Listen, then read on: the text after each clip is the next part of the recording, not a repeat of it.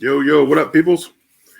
This is Playing in Traffic. My name is Lewis Lee, and I'm rocking the boat tonight. We're going to have some friends on. John Day from Canada.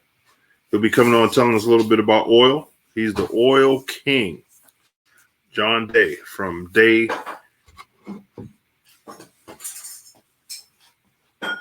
See who's in the chat room. We're going to have Coverman66. If you get a chance, go check out his YouTube channel, Coverman66.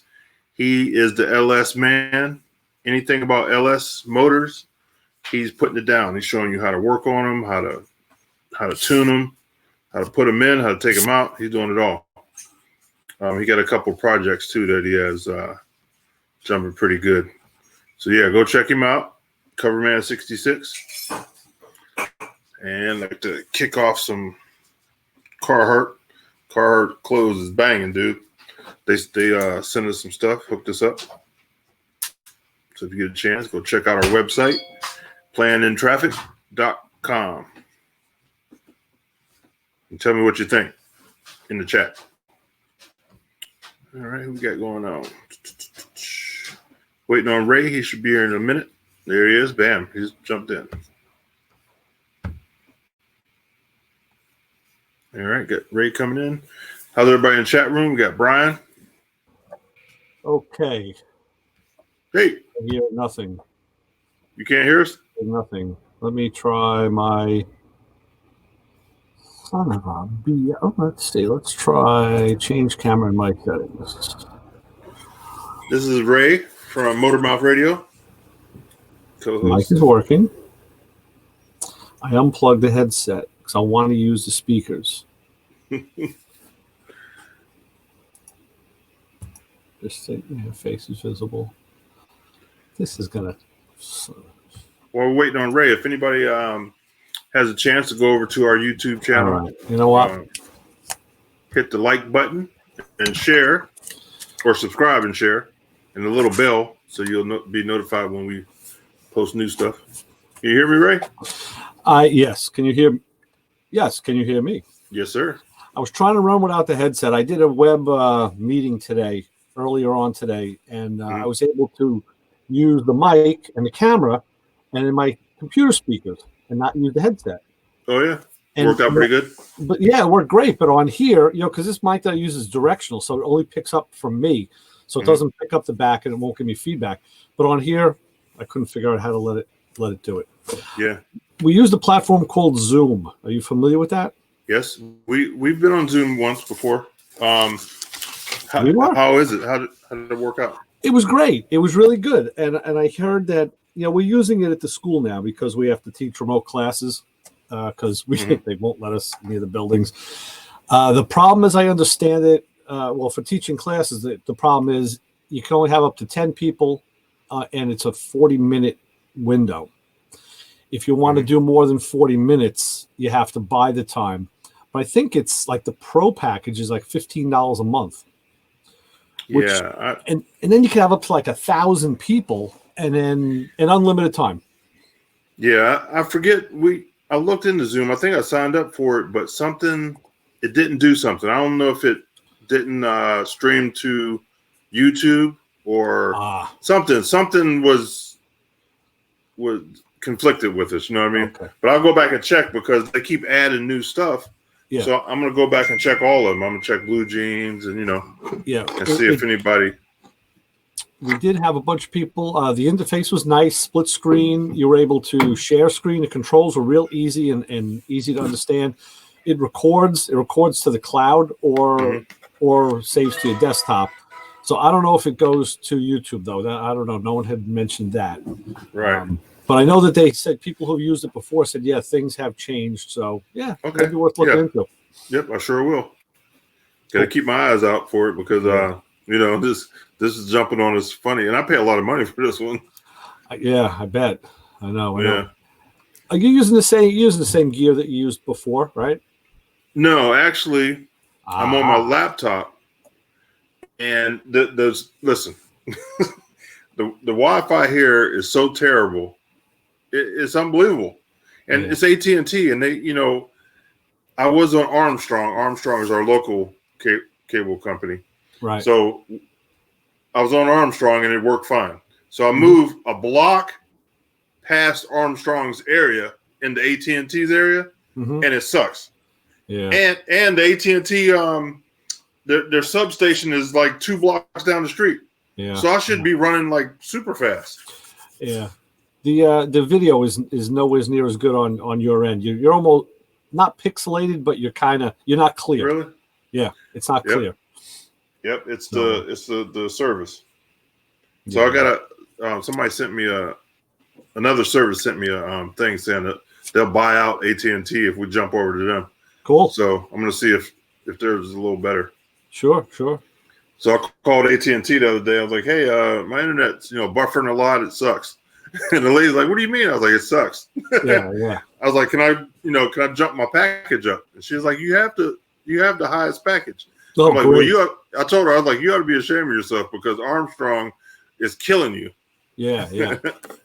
And they're obviously independent, Armstrong. It's not a big conglomerate or anything. Yeah. Yep. Wow. Yeah. Yep, so one of those things. Oh.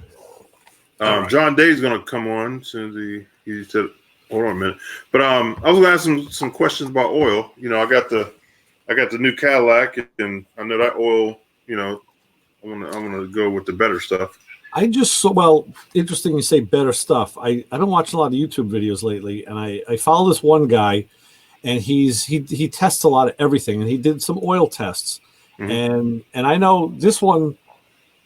I kind of verified this a couple of years ago with an independent test lab, but he had tested the Walmart's SuperTech brand against one of the major brands, and found it to be comparable. And he does pour tests, then he freezes them in like negative 40 degrees and does a cold pour test to see how the lubricity is.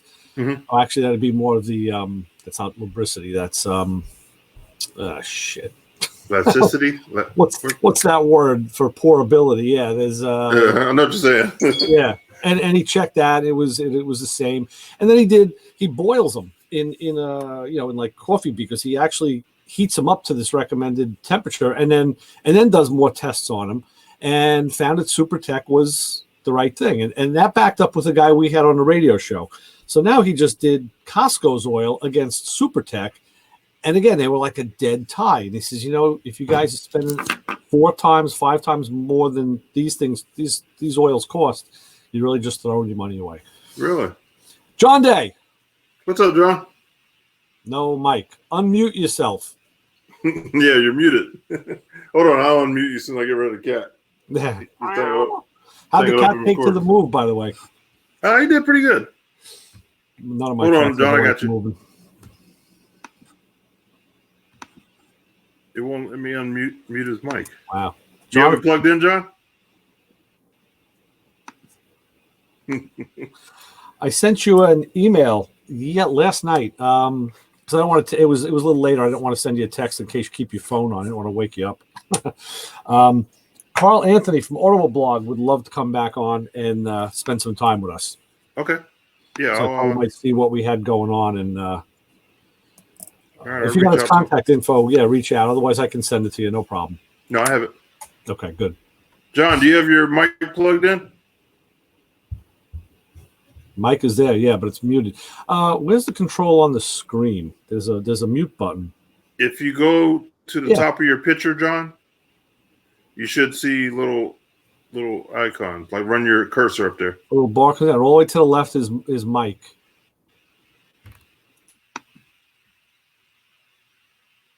If you hit it again, it's good. Oh, this is going to be a great interview. Yeah, right? Sign language. Yeah, that's it. Good. We don't speak sign language, though. Well, some, but. Hey, John, look up at 2 words, right?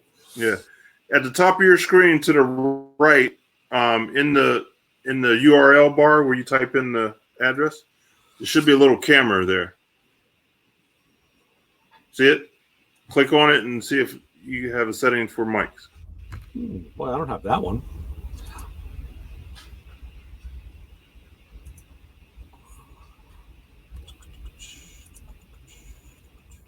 That's weird. I don't see that camera on my bar. No, you see where you type in the URL? Yeah. Oh, I'm sorry. There it is. There it is. It's next to this other thing. Yeah. This page is accessing your camera and microphone. That's what it says. Hey, John, I'm going to kick you out and invite you back in. Maybe that'll work. Okay. John is the high-end oil guy from Canada. Yes, he is. Pathfinder Lubricants, if he's still doing the same thing. Yeah, I believe so. Or is it? It was because when I first saw him and he had the banner, I thought of the Nissan, Nissan Pathfinder. I'm like, what's this guy doing? Was he like a 4-wheel drive guy? So, it was a Pathfinder guy. Yeah. Yeah, he knows the stuff, man. I'll tell you, he's sent some sample stuff down to me. And, yeah, he's no joke. So yeah, apparently those oils are now he's huge. His camera went times like 3. Yeah, you don't have to spend a lot of money on oil apparently to get the same type of product, and that's good to know. It's I know at the shop they buy from one of the distributors, one of the auto parts stores. It's their brands of oil, and putting it in customers' cars, but it's probably the same damn stuff. There's probably only a couple. It's like VCRs. It's probably only a couple companies. Come from the same company. Yep. Yeah. That's good to know, man, because that's one of the things I hate buying is like oil and batteries, stuff like that.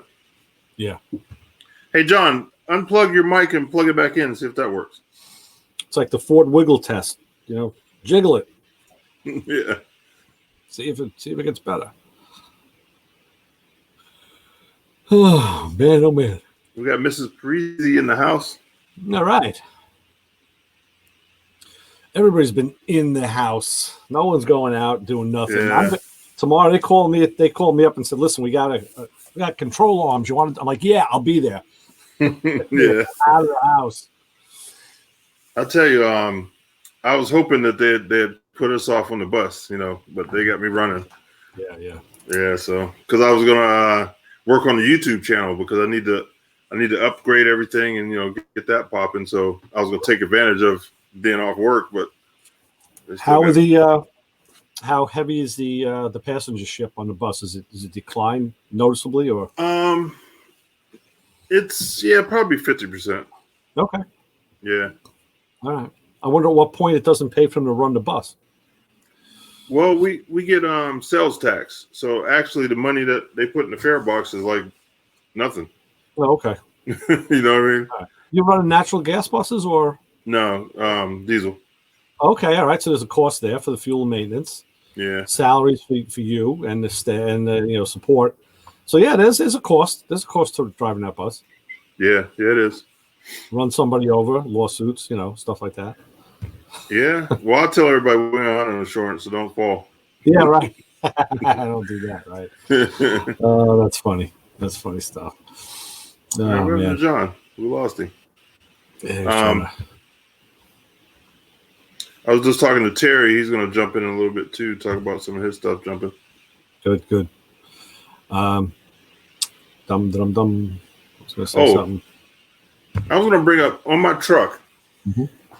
The reason I called John to see if he sold any kind of lubricant or spray that I can use to stop rust, because all these pickup trucks they all rust out in the same spots. Yeah. And I was going to see what would be the best lubricant to spray up in there and try to slow it down. In where specifically are you talking? Around the fender wells, Okay. the tailgate, the bottom of the tailgate. I'm starting to see a little bit there. On my cars now that are getting a little older, what I do is I'm using Duplicolor. It's a rust encapsulator paint. And I got it in silver and black specifically because those two colors can go on almost anything, especially under a car. And whenever I have the car up on the lift, I'll just start spraying with that. Spray the suspension, the rear end, and hopefully it'll do it. But it kind of makes a barrier. But yeah, rust usually happens from the inside out. Yeah, and it's because of moisture. Yep. I was watching a YouTube video today, and the guy he's going to put the new panel on his pickup truck, and when he cut the old panel cut the panel out, there was some kind of material in there. It was like soaking wet, like wow. like from the factory. Moisture, right? It's probably like a sound deadener or something. Yeah, but you know, what I mean, they do it on purpose, man. They want you to buy a new truck. Oh hell yeah, yeah. They don't expect it to last this long. What's going on, Brian? Brian says, I am between the pinch weld from the fender and enter fender and forward type of fiber. Yeah, there's a fiber that absorbs the water in between the pinch weld that starts to rust. Yeah, that's exactly that. That's it, I guess. And I guess maybe when the vehicle's new, they're thinking sound deadening or something, and maybe to stop squeaking, or something like that. And then they figure, hey, if they just got to get it past warranty, and then they're done. Yeah, that's it. It's your problem, our problem. You would think somebody would come up with something for these beds because Chevy, Ford, Dodge, they all rot. Uh-huh. I got a buddy. He has a 15, and you should see how rotted out the bed is. It's like it's an old truck. Yeah, being in the rust belt. I mean, that's why everybody puts bed liners in them or does the bed line spray on stuff. To kind of try. Yeah, but you gotta get the bottom. Yeah, I was gonna say that. One of my buddies took his bed liner out, and his whole bed was rusted out.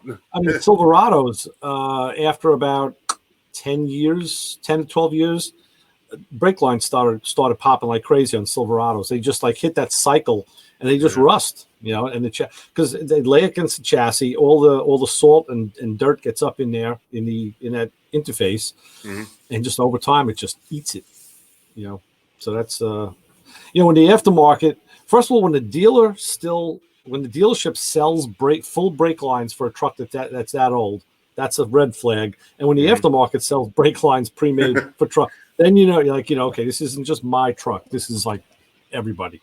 Yep. And there's the man. Another one with no audio. I got audio.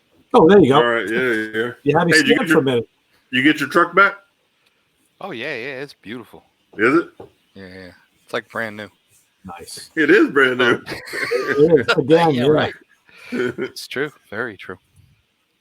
Now they did a good job. Yeah.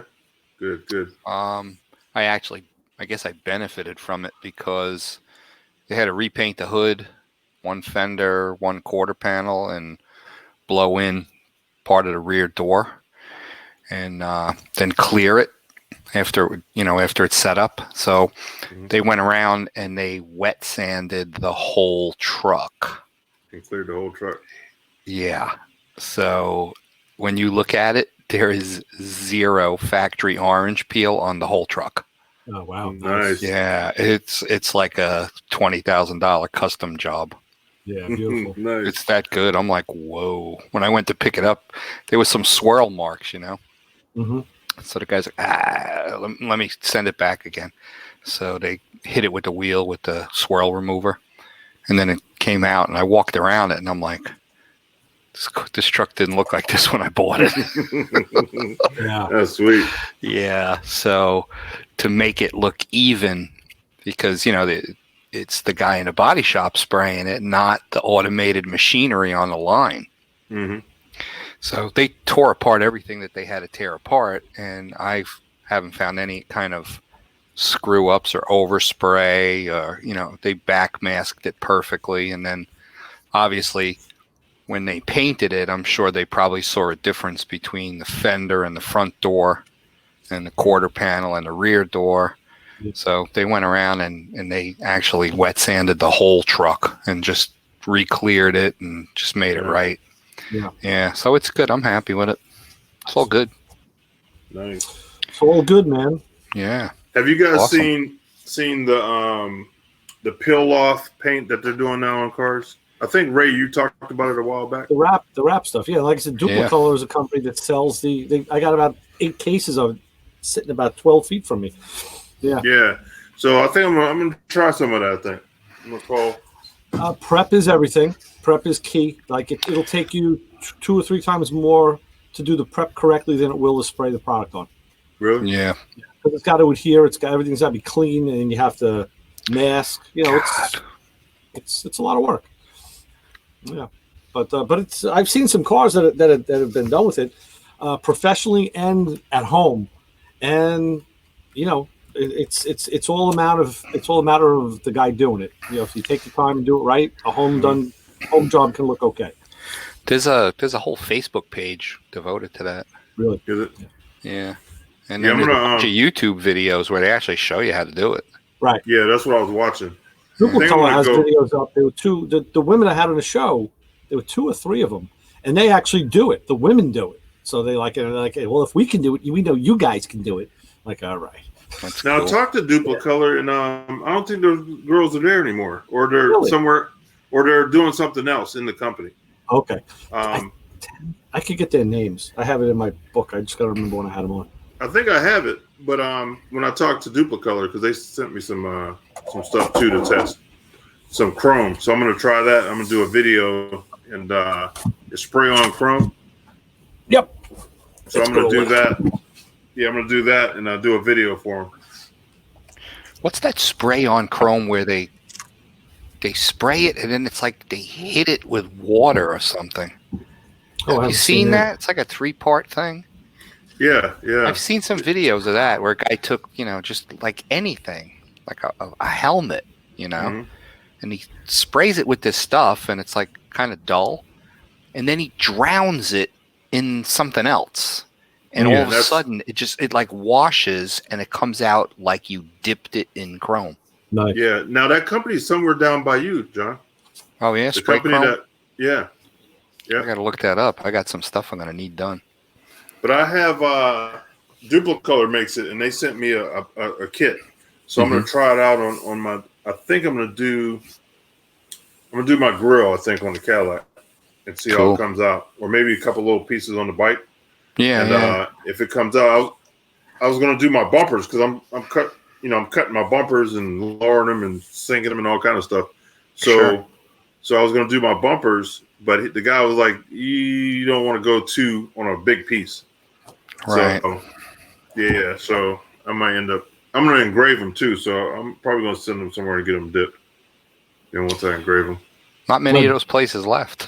My buddy at the body shop, he bought a plastic chrome machine. And that's, like any interior parts on any of the 70s cars. The plastic parts, the dashboards and all, that will look like chrome. There was an armrests. The armrest bases were plastic and chromed. Right. And he bought the machine. It was a multi-step process. You clean it. You actually prime the parts. Then you put on. You spray on like a whitish substrate. And this is where then you put on like the chromium part. And it's all chemical based. And it would look great until it dried. And then it had like a little bit of a haze or a little bit of a yellow. He went to classes. He went down to Florida to attend a training class from the place that made the machine. He never got it sorted out, and he ended up selling the machine. But if you get that thing working right, you can literally. And they showed him at the place. They took like a hat, and they did the bill of a hat. They did a wooden stick. You name it, and they can chrome it with that stuff. So, but he could never get his process. I don't know. Maybe it was he bought the machine used. Maybe it was a problem. I don't know. Yep, there it is right there. Yeah. But yeah, the company's based in Florida somewhere. I think Southern Florida. I gotta look that up.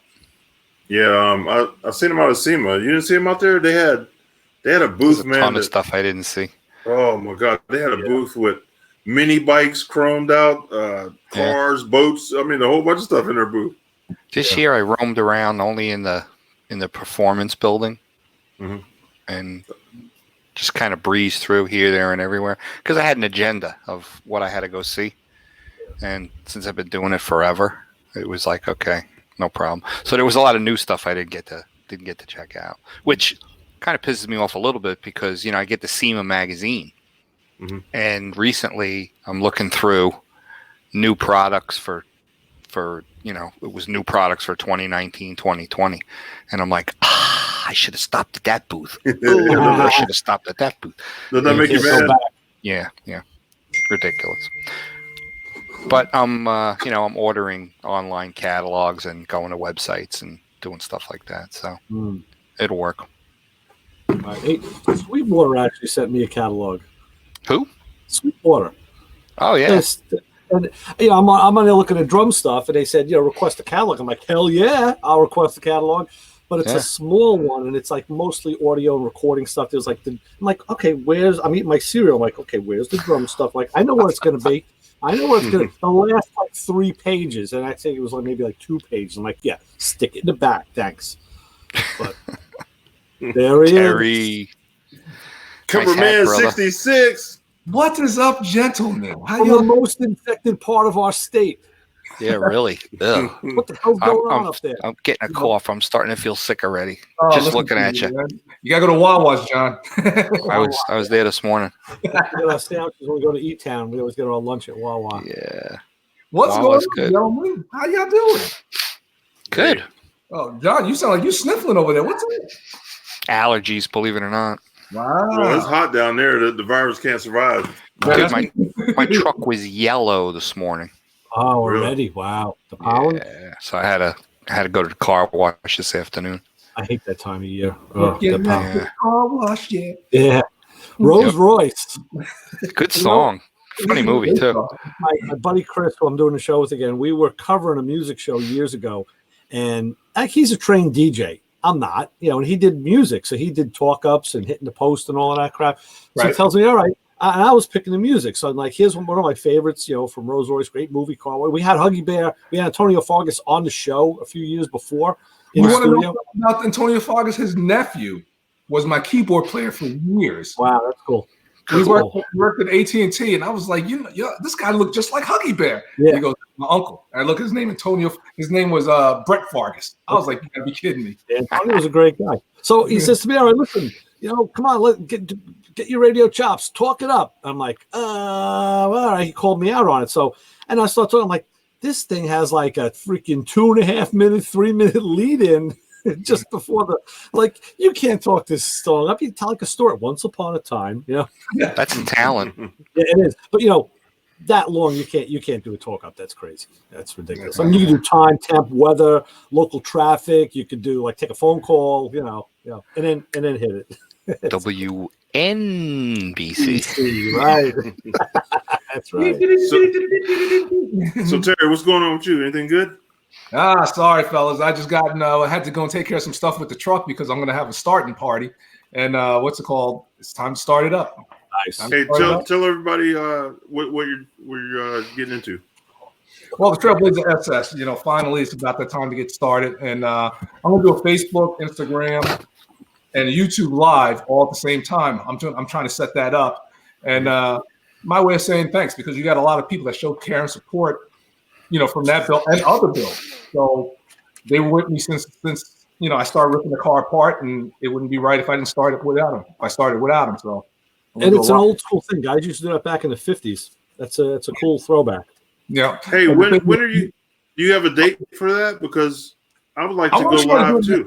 I'm gonna go on. I'm gonna do a live thing real quick, saying like to say we're gonna have a starting party, which I just mentioned now, but I'll give them like a couple of days. It's gonna probably be sometime next week, and I'm gonna they're gonna get to watch me. Like put the infrared, light on the collectors, make sure it's not running too hot. Like when you first start the car up, like you got to burp the system and all that, run it out, make sure I set the regulator and everything like that. So I'm going to do all that stuff, right then and there, and shut the car down, start it back up and see where we stand. Because even though I have a small tune in it, because Ed Gomez, he tuned it up to a certain extent to what I have. So we're going to do a remote tune. That's going to be another show. We're going to do a remote tune because that's what he's doing now. He's doing a lot of remote tunes where, Right. if you don't care about the dyno numbers, the remote tune is like probably the best way to go, because if you don't mind doing the a little bit of leg work, it's great because you upload the tune that he gives you, drive around with it. He'll tell you go about 50 miles an hour, whatever. And then you download it and you upload it to him, and he'll look at it and he'll say, okay, fine, we need a little bit more fuel here, whatever. Then he'll do his tuning, and he'll send it in remote, and then you upload it to your computer, the ECM, and you just do that like 3 or 4 times, because a lot of guys don't want to put their car in the dyno. I mean, the dyno, and I'm doing a video on that, because a mail order tune, it's okay, but there's so many. I mean, if you watch Variables. if you looked at HP tuners, it's impossible to do a really good mail order tune because each car is different. Sure. So Then you have the next tune, which is a dyno tune. You're pretty much giving someone close to $1,000 to beat the snot out of your car, and a lot of people don't want to do that, and I don't blame them. And if you're not chasing the numbers, a remote tune is great. Other than, he's sitting right there. He's actually tuning, watching the same time and all that, and he's there. And then you take the car on out, and it's great. And it's like the best tune that you could possibly get if you don't want to get on that dyno, because I've seen dynos do. You saw the video where my drive shaft kicked out at 120 miles an hour. That. Dynos scare me. Yeah, it's scary. It's scary. Yep. Hey, when you go They're live, crazy. I think people, if they share your live broadcast, that it'll show up on their feeds as well. Yep. Live. So let me know so I can go live on my stuff. But I would promote for sure to everybody to go live. Can you imagine if you get 20, 30, 40 people to go live with your feed? Man, that'd on one platform. Now remember, I'm doing it on Facebook, I'm doing it on YouTube, and I'm also doing it on Instagram all at the same time. And so fellas, you know what to do. Yeah, that'd be tough. So so you're gonna do it on a Saturday or Sunday? Well, I'm trying to think. Well, with this whole virus thing, people are staying home now. So I really, because I was kind of wanting to do it like on a Saturday, but I was like, well, Saturday people are going out clubbing, whatever. Let me do it on a Sunday afternoon. I was thinking about maybe the Sunday, but then I'm thinking, clubbing. Who's going clubbing? Everything's closed. Exactly. So I'm thinking, well, maybe tomorrow, but I want to give people a couple of days notice. Hey, listen, be here such and such Sunday. So maybe it'll be Sunday. Yeah, let's build it up. You know what I mean? Don't do it during Ray's show. No. It would be like at night. It would be probably like maybe 8 o'clock at night. All right, because Saturday I'm taking the boat out. No, nice. What about Sunday? We're gonna work around Chassis John. What is Sunday? Sunday working on the Camaro. Okay. About 10, 15 minutes. No, but not in the evening though. Tuesday at 9 a.m. Yeah, I work on the Camaro and I listen to Ray every Sunday. There's my deal. As we all should. I don't even know if, and I got to see if we're going to be doing a show this week because we're still not allowed back. Yeah, it was a little weird Sunday. It was messed up, but we'll be, if we do it, we'll be doing it the same way. And yeah, I don't know. We're in talks now, so we'll see. Yeah. And then what we're going to do is we're going to bring that truck once I get some miles on it. We're going to bring that truck to Ed. He has a dyno shop in Connecticut, Pro Edge Tuning. We're going to bring it there, and we're going to do some type of, I don't know, like how we did with the Chevelle. What's your best numbers? What do you think this truck's going to pull? I'll give up the stats. It's the LS2 with a Brian Tooley Stage 3 cam or whatever, such and such. And it has headers, and dual exhaust straight out and everything like that. Nelson Gill torque converter. What do you think this truck's going to pull? Cool. Right. Yeah. So we're going to have a little fun with that. Hey, you should do is have a contest. Anybody that predicts the number, give them a T-shirt. We'll do something like that because I'm actually going to do. Well, I guess I could tell you guys.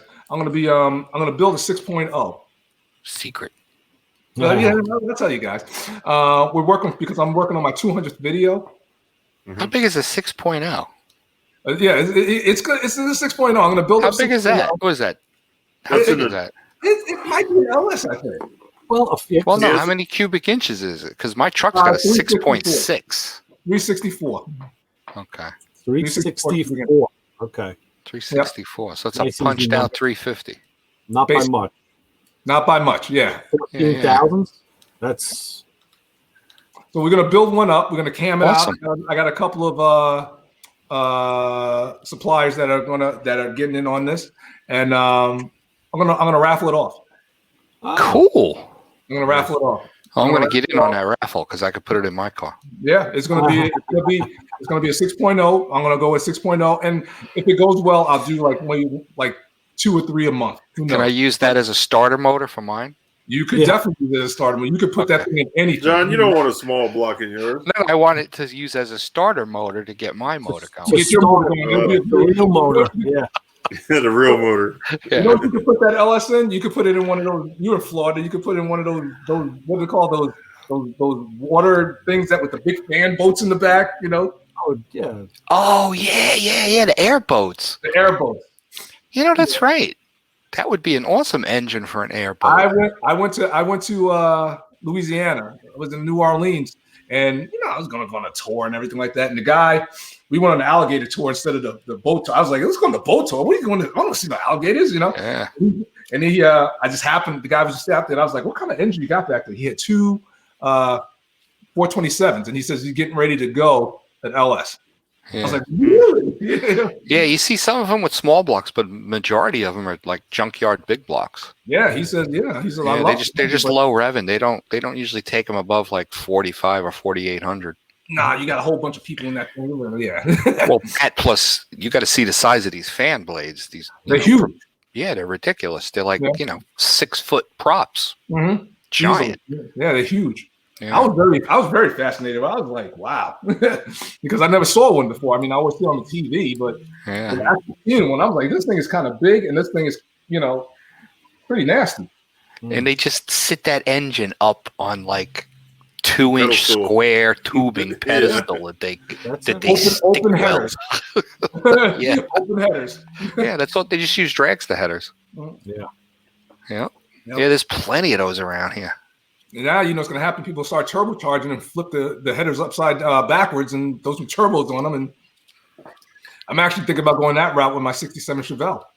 Mm. But I probably won't. I'll stick with supercharger. Supercharger for life. Uh-oh. I don't know. I like turbos a lot, man. Yeah. You know what it is? I figured it out. I mean, like if you're going to be racing the car, like let's say if I was to race a car, the first car I would go out and get is probably a second gen Camaro, like a 75, 74, because you probably pick them for cheap. And you know, I would twin turbo an LS, no doubt, because you got the capability, and you know, it's easy to tune. But you know, the builds that I do, they're almost like a set and forget it. Once the engine's done, you get it to where you want, you drive around with it, you have fun with it. I try to build a car that's good at everything, not great at just one thing. Mm. And That's the way to go. yeah, and so you can enjoy it, you know. Yeah. And so a supercharger is the best, you know, but you know, there's advantages and disadvantages. Supercharger, the only way to raise boost is to change that lower pulley or change the supercharger pulley. Either both of them are a pain in the butt to do, unless you get one of those where you can just take off the Front end. the front end of the exactly. But then the thing is that no matter what you do, you're gonna have to get a tune. You know, when you're dealing with LS and computer control engine, you're gonna have to get a tune. So unless you know how to tune, you know, every time you change a pulley just for a little bit more boost, you know. Yeah. You know, set and forget it. I like the idea of turbos because exhaust packaging wise, You know? you don't have to have mufflers. That's I know so many guys that have twin You're right out turbos, there. and they just run the exhaust end of the turbo out the fender in front of the doors, and they're quiet when you're driving around. They only get loud when you're on the pedal. You know, and boost, yeah. Yeah, when you're making boost. So it's packaging wise, if you're building like a pro street car, trying to, run a 3.5-inch dual pipe system out back, and then when you got a narrowed rear, you have no place to bring pipes. Yeah. So if you're doing a tucked rear car, you're either using glass packs and dropping them in front of the rear end, The dumps. or you're dumping them out through like custom built rocker panels or something. You are not getting them up over the rear end. From the rear wheels. or If something you're like that. I mean, you can fudge stuff. I've seen some pro street cars with full exhaust, but there's no room in there to do anything. Yeah. And there's so many bends in the pipe. It's like, well, And that's what the thing, are you accomplishing? If you want a clean look, you can't beat a supercharger over turbo. Turbo, you got way too many piping and tubing and all that nonsense. And, Yeah. it's whatever poison you like, you know. Old school big block with a blower, There you go. and a set of zoomies with with motorcycle inserts in each zoomie pipe. Right. Yeah. There you go. Zoomies. Right? He's going old school. Well, Zoomies. old is new. Oh my goodness. You know, Go take a look today at a shop. typical like Nitrous Pro mod. They're all running zoomies Wow. on nitrous cars now. Yeah. So they're tuning the cylinders to individuals, and they run single pipes down and bring them out the fenders. They look like a funny car, especially when they hit the second and third stage and the flames are coming out of the pipes. Yeah. Yeah. It's Yeah, it's pretty pretty cool. weird. It's like the days of like AA gassers. Yeah, that guy Ed at Pro Edge Tuning, he was telling me that he's working on I think it's something that he's built, a supercharged twin turbo. I'm like, what? Yeah. Yeah. I was like, I gotta come and see this now. Wait, somebody else built one of those. Who was it? One of the builders built one. Through the years, there's been a whole bunch of like, what do we call them? Fairground cruisers Mhm. that made the magazines that would use Oh, like those big blocks on top of each other. turbos. I mean, Oh. turbos and blowers and carburation and nitrous all on the same engine. All same. Brad. You know? So it's it's crazy. Well, the stuff Brad builds actually runs though. Yeah, yeah. He's in that league, but his stuff's different. He's on a different track.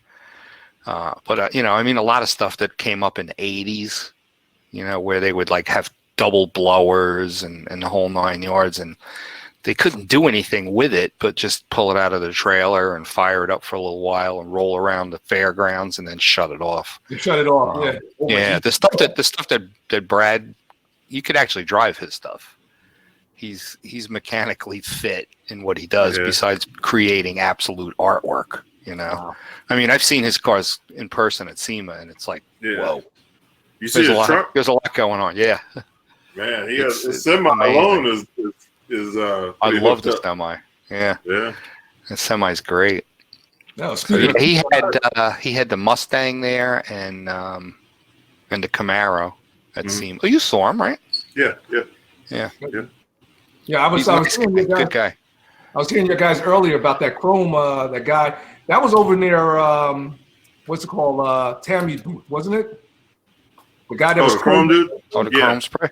Yeah. Yeah, he was chroming everything. I was like, this guy's chroming hats and everything. I was like, this is awesome. Yeah. it's I no wish I joke. would have saw that. I'm gonna try to get him on the show. I talked to him for a little bit, so I'll try to get him on. You know what the problem was, Johnny? Because like he was way out. He was on the like Tam. He was like right around the corner from Tammy's booth. I mean, I think we walked over there, didn't we, Lewis? Yeah, he. What building were they in? They were in. They're in the hotel. Yeah, They were the one right by the hotel, which is typically a lot of the Well- body stuff, right? It was in the hotel. he was in the Yeah. hotel. Okay. Yeah. You had I didn't go in the hotel. cars, and they had like food, and they were just it was you had to look for it. Yeah. Yeah. Because the last couple of years, when you came from the casino and you walked down that hall to the entrance, Just to the the left. first building was usually just all auto body stuff, Mhm. frame machines, Yep. guys that sell guns, respirators, all of that stuff. So It's still that's the way it was. It's still the same. yeah, I usually just kind of roll straight through that building when we would stay at the Mhm. convention center hotel, but in the last couple of years we didn't. So when I would come in, I would go straight to Performance That's where I and lived. then walk around from there. It's funny. The only people making money right now are the gun shops because there's lines out the door of every gun shop. Yeah. Restaurants are Yeah. closed, bars are closed, gun shops they're selling out. Listen, I was at Finn Fur. Is it Finn Fur or Fur Finn? Feather. Oh, feather. Fin and feather. Fur Fin and Feather. I say it wrong all the time, Something but like anyway. that. Okay. Listen, I was there last week, and I was going to buy some 9mm, and there was 1,000 rounds of AR-15s, right? So 223. guys were pushing me out of the way with buggies, grabbing these big boxes. They're $300 a piece. Yeah. 1,000 rounds. I'm like, wow, something's going on. I better get a box. So I grabbed a box. And toilet paper too. Yeah. So today's newspaper, they had people lined up at Finn Fur and Feather buying rounds. I was Yeah. like, oh, I got mine already. Oh, they're all waiting for the apocalypse. Well, Yeah, they go stocking up. what I want to find, I'm pretty sure there are some rifles that chamber 9mm, the same handgun ammunition. Oh yeah. Oh, yeah. And I Yeah, got I to got buy one. one of them. I want to do that because I want to kind of like, now that I got the .39 handgun that I've always wanted. I want to have that same caliber in a rifle Sure. and in a handgun. So this way you Yeah. can interchange. I have a 9mm Taurus CT9, and it hold on. What's it a knockoff of? Because that's kind of what Taurus does. They make some good stuff. No, this is a all standalone. They were knocking off the Smith & Wesson stuff for years, and they did a great job of it. Yeah. In the beginning, they were a little shaky, but then they kind of walked it in, and people walked away, but they came back, and they amped the quality control up. I think Marlin makes a 9mm rifle, if I'm not mistaken. Oh yeah. Yeah, Marlin might. Barb and I both have SIGs. That's nice. Yeah, SIG's good. Yeah. Yeah. SIG Sauer. Sooner or later, I'll put it against somebody's forehead. Here it is. Oh, cool. Yeah. Okay. Sweet. That's awesome. All right. That's a Taurus. Nice. Yeah. Taurus. I got it tricked out. Yeah. Everything I touch, you gotta trick it a little bit. Yeah. No. It's a nice shooting gun too. I have a Ruger 1022 that Me shoots. Man, that's a fun gun to shoot. Yeah. It is. And many years ago, I bought a banana clip for it. And I was gonna buy, and I bought 25 drum. rounds. When I used to be able to use that, you can't use them anymore. Yeah, I got mine tricked, or I can. You can't. No, You live in the Republic. right? I remember I guess it was about 2 years ago, we were at the range, and then I was in the store and walking around looking at the stuff in the cases, and they had the biggest 6-shooter I've ever seen in my life. It had a barrel that was about a foot long. Yeah. Somebody Sam Or shoots. 44. I think that's what it was. I think it might have been a 44 Magnum. There you go, Ray. The guy Oh, pulled it that's out of the nice. case, and he said, "All right, I want you to put your hands open like this on the glass counter." He says, "Because if you drop this thing, it goes right through the glass." It was the heaviest gun I've ever lifted in my life. Wow. I couldn't believe that somebody could hold this thing in one hand and shoot it. It was tremendous, and It's probably a You know, Smith & Wesson 500.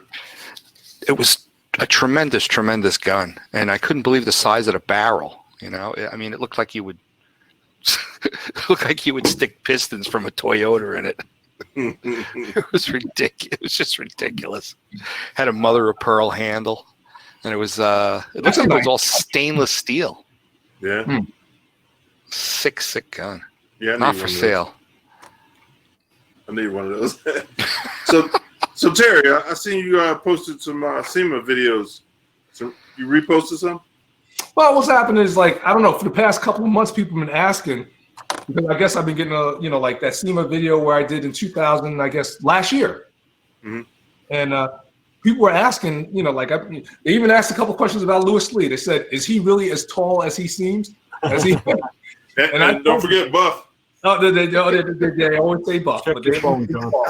and I tell them, I said, listen, I'm 6'3", and Lewis Lee, he towers over me. So he is a big boy. And they asked, they were asking about Richard, oh my God, Holdner. Is he really that nutty? I'm like, yeah, he's crazy. That's a crazy man. Every now and then I would get a comment, because I guess someone would see it, and they were asking all about people that are in that video, and I'm like, the best way to explain it is, all these people, Chip Foose, everyone in my videos, if they were a lunatic or just an idiot, they wouldn't be in my videos. And they're just the nicest. Kevin Petz, Kevin Ossie, the Count, all these people, Wayne Guarini, they're salt of the earth. And you can walk up to these people and talk to them, no problem. I mean, these guys, just all that. And yourself included. And so I'm going to repost that video and answer some of the questions, because it seems like lately I've been getting like a lot of questions about those videos, about like, how's this person? Is this person real? Is he just fake or whatever? And the best way to say it is, if they were an idiot, they would not be in my video. They all suck. I am God. I'm great. Just follow me. And Yeah. you'll get followers. You know, No, when we and the cool thing is that a lot of them came up to me and said, "Hey, Terry, how you doing?" And my mouth dropped, because like here I am watching these guys on TV, and they know me by my name, and I'm just like, wow, that's really cool. pretty cool. That's the best. Yeah, You know, so- when we seen John Forrest, I was like, hey, there go John Forrest. And he was the coolest dude, man. He was just like, he was like, where's Brittany? He's like, Yeah. he was calling people. Yeah, he was the one who I was most intimidated to. I was like, oh man, I know John Forrest. Oh my God, I hear that he's just I don't know, but I was like really nervous to go up to him, and he was like, "Hey, how you doing? What's the name? Like," and he was calling over. What's the name? And he was like, "Yeah, Brittany. Where's Brittany?" I was like, "Yeah, where is Brittany? Get Brittany." He was like we were interviewing him on TV. Yeah. Like he was in a full-blown interview. And yeah, he's cool. He was mad cool. He's like, "What's your name?" I said, "It's Terry." He goes, "Terry, how you doing? Nice to meet you." I was like, "Nice to meet you, man." That threw me for a he's loop. cool. Back in the late 80s when I was working with Dean Papadias from Main Event Video, I was doing that as a sideline. We were making these motorsports videos. And it was still at the times when a lot of these Nitro guys would do match races. Even though they were running the NHRA tour, it wasn't as long as it is now. And they would go out and do paid match racing at different tracks. And we followed John Force around for 2 weeks solid. Wow. 3 different races in 2 weeks. Mm-hmm. And I was running camera. Dean also does camera, but in this particular deal, he did the interviewing. And we sat for 2 hours in a Waffle House booth. And I had the camera on my shoulder. And there's John right across from me, chowing down and talking all about the old days. Talking about his brother with the wheelie truck that he used to have, and his days when he was sponsored by nobody, and then he got sponsored by Wendy's, and his whole thing. And he's just such an animated guy. Yeah. That is 100%. And I was like pinching myself that here I am at 2 a.m, sitting a foot away from John Force, just letting him go. And I'm catching it on video. It was just the most amazing documentary we ever shot. And he's like royalty. And then you have his family, his girls coming up. You know what I mean? It's like the whole family is involved. It's just a nice what do you call it? Flavor, I guess. It works. Yeah. And it's like, even lately people are asking, how these videos came to fruition, these SEMA videos. What happened was I went to SEMA just like everyone else. I was going to do like products and cars. And I met a few people, but then when I met the Count, and he couldn't have been nicer. How I met the Count was he was sitting in there. He had his entourage of people and you couldn't get to him. And the only thing I said to him was, "Count, I love the spiritual side of your show. That's what broke the ice." And he was like, "Walk and talk, brother. I'm going to a signing." And so that's when I shot that video. I was like, and I shot the video. And after I got him, I was like, you know what? If I go and just shoot these cars, and if I go and shoot these products, people could just go and say 2018 SEMA cars. They'd see the same cars that I'd be showing. Let me show the side of these people where they're car people, where they're normal people. And that's when I started, shooting the videos that I did in 2018 and last year. And I'll probably do the same thing in 2020. But I just felt, let me just show people that these guys are people. They're just really car people. That's a great tactic, Terry. That's something I learned about interviewing people. You know what everybody else has asked and what they're going to ask. Right. So ask something else. We get stuck on the radio sometimes with a good guest, and they kind of run out of steam, or they hit a flat spot, or whatever. And then there's a couple questions you keep in your pocket. One of them is like, "What did you drive in high school? What was your high?" And then you'll hear "Oh man." That's a good question. Yeah, I mean, because we're all car guys, and you probably drove a piece of crap. But it was probably the car you want to get back, and that one always does it. It's one of my go-to questions. I don't want my car back. It was a Chevy Vega.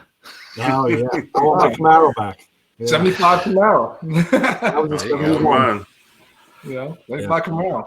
But see, The 73 Cutlass. it always works. It always works. And I was, because like I heard rumors, oh, this person's an idiot. Oh, this person, this is that, this, that. And I was like, you know what? Maybe the way you came off on him. Like I heard one guy say Wayne Carini's this, and I was like, I disagree. In a conversation, I was like, no, you can't. Oh, that dude's a sweetheart. Yeah, he's cool. Isn't he? Yep. Like, well, maybe he just doesn't like you. Yeah, that's what I'm saying. How'd you approach him? If you approached him like, hey, Wayne, what's up? I mean, like, how'd you approach him? But he couldn't have been nicer. And like you remember when he was on Playing in Traffic, I was gonna go up there and try to fix it, and he told that story. He said, "Oh, you were the guy that was gonna come up there?" I was like, "Yeah, they're gonna send me." You got to approach guys with white mustaches very differently than anybody else. It's a very weird breed of guy, So I've heard. He's a nice guy, really is. Nah, he was like, when you come up to the shop and hang out, I'm like, you'll see, because he's in Connecticut, and I was like, yeah, no problem, Wayne. I'd love to see what you got going up there. And he told me we were going and everything. We were trying to get some stuff together for charity for autism, because his daughter has autism. So I'm gonna really try to get it done this year for SEMA. Mm-hmm. Yeah, so he's a good dude, man, and he does a lot for charity. Yeah. Yep. That's good.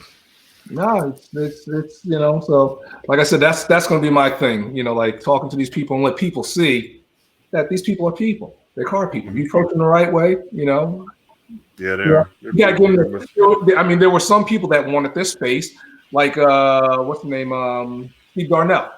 He was like, I only get one day to enjoy SEMA, man. But he was talking to me like a friend, he was just talking. And it was funny because after I interviewed him, the next day, that was when the team was crowded out and they were cleaning out and everything like that. And he had this big behemoth of a truck, and he had all his people on there. And he calls me, he said, "Yo, Terry, right?" Because I was walking to my hotel room. And this was before Ignited. They were getting ready to do the Extivo Ignite, where they drive the cars around. And I was like, I don't want to stick around. I'm just going to go to my hotel room and start doing some editing. And he called me, and we were talking for about maybe good 10 minutes because, like, it's stop and go. And he was like, I would actually, if you want to ride in the truck, but, I got my, there's no space. And, like, those trucks are, like, dangerous, like open wheel and everything. So I was like, next time. And then I was walking out. And that's how I got into that truck, the Belgian Brothers truck, because I was walking out, and the big Belgian Wesley, he comes in and he says, "You should buy this truck." And me being the gift of gab, I was like, "Yo, if I got to buy it, I'm going to drive it," And he started to get out and let me drive that big truck. That big car. Well, get in and take a ride with us. And that's when I got in. I met Wesley. I met the Belgian brothers, David, and I forget the other guy's name. I forget the other guy's name is Will. And the other one, I forget his name at this time, but really cool guys. And we were just chopping it up. And we're having a good old time. And somewhere along the route, we picked up this guy named Watch JR Go. He's a blogger like me. And we started chopping it up. We had a good old time in that fire engine. And all of a sudden, I hear Wesley, "Come ride with me. Right? Chip Foose jumps on the truck. Chip Foose jumps on the truck because he had a white C10 that blew a water pump. And he was right in front of us. And so we stood up there and we're watching Chip Foose. It was like, Chip Foose is jumping on the truck. I can't believe that. And then he asked, "Where are you guys from?" And they said, "We're from Belgium." And he looks at me, he goes, "You too?" I was like, "Yeah, I'm from Belgium." And he goes, "You look familiar to me. Where do I know you from?" I was like, "Well, I have a small YouTube channel." He goes, "That's it. I seen some of your stuff. Very nice." I was like, "Thank you very much." I was like, excuse me while I kiss the sky, but, and he goes, "Fellas, I got to get ready to go. We're going to pull the truck off here." And I was like, "Chip, you got to give me one real quick." He goes, "Coverman 66, you're the man." And that was it. There you go. That's how, and that was 2018. And then when he saw me again, we started chopping it up again. And these people are just normal people, man. Yeah. Terry, let me ask you a question. I want to divert just a little bit from what you were saying. With your video, all the video work you do, as you've been progressing with it, do you find that you self-edit as you're live better and more, or do you really rely on the post process to get all your editing down? Well, the first thing I do is because a lot of people don't, when you see a 4-minute video, that 4-minute video takes hours. I mean, like you got to shoot, and first you got to think of the concept of what you're going to do, and then you got to set it up, and then once you set it up and you get all the footage, which takes a couple of hours once you get an idea, and pretty much most of my videos are as I'm going along with it.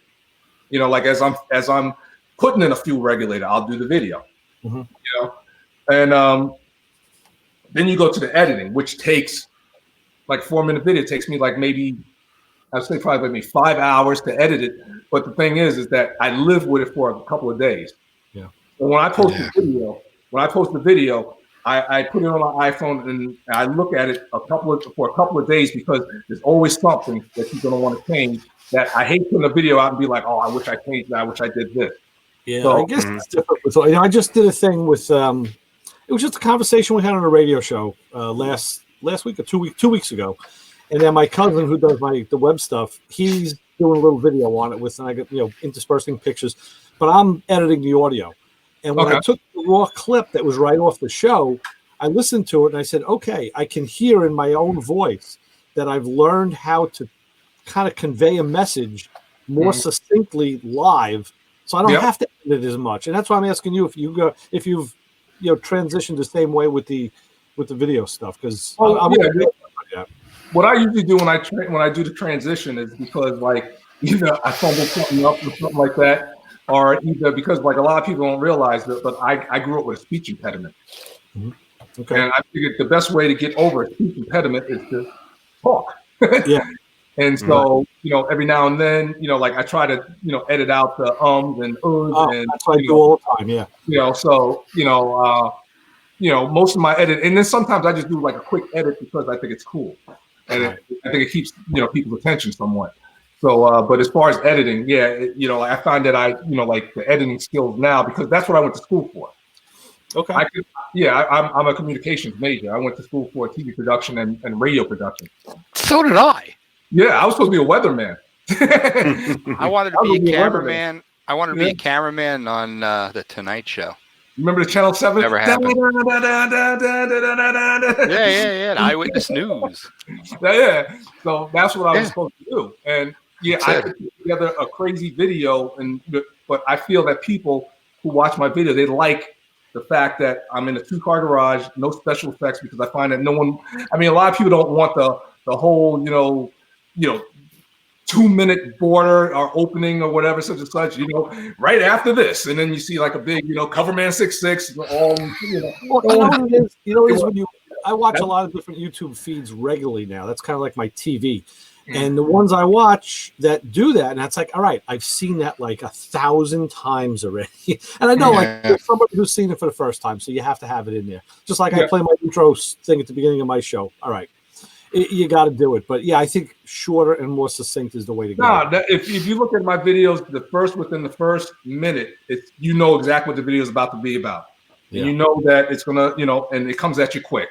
Okay, this is a heat exchanger. You can, whatever, such and such. It can, bypass, dual, whatever, such and such. But we get right into it. It's not like, I don't believe in, teasing too long. And that's not my thing. Get it over with. Good. It's cool that we got 3 different medias here. We got the radio, the podcast here, and then your YouTube. It's crazy in the last 10 years how much this has changed. Yeah. Oh, yeah. I was seeing something. They say YouTube is only 15 years old, I believe. Yeah. It's only 15 years old. New technology. Yeah. And look at it. And I'm medialess. You were hoping to go from the Tonight Show to Girls Gone Wild with that camera. That's what you were waiting for. I know. That was a gig you wanted. I would carry the camera bag, man. I do TV though. Gone Wild with Snoop Doggy Dogg at the camera. Yeah, right. Yeah. Think about this. We're what, 2,000 miles away from each other. Yeah. You know what I mean? Yeah. And we got people on here that's all over the country. We got a guy in Canada. I got some people over in Japan to jump on and watch. That's crazy. I think she's in Georgia. You know? Yeah, Yes. I mean it's crazy that, and then what's really cool is when we go to SEMA or to a show and we meet up with people. Man, it's so nice seeing people live that we've been talking to for years. Yep. You know what I mean? It's Yeah. pretty cool. Yeah, I mean, heck, we were talking John. I mean, I met him only one time. He's like brother, you know, Ray. Exactly. Brother. Yeah. Yeah. So technology's sweet, man, and you know, when you use it for the good, yes. Yeah, right. Yeah. When you use it for good, you're right. Absolutely. Because Kevin said the best. He goes, SEMA is like a big family reunion, and it really is. That's really all it is. You know, big family reunion. Yeah. You know, and what's it called? We're gonna get Ray out there this year, right, Ray? Ray, come on, man, you got to come. If they don't cancel it. Yeah, right. Oh yeah, Yeah. they might. I hope all the stuff is going. I hope, you know, in the next couple of weeks. Yeah, I'm really I don't hoping. know. We'll see. I think they're on It it took though. China 3 months to peak and then start to drop. Right. We've only been doing it since what? Beginning of February? Is Yeah, but like when you it's- actually kind of heard about it. Yeah.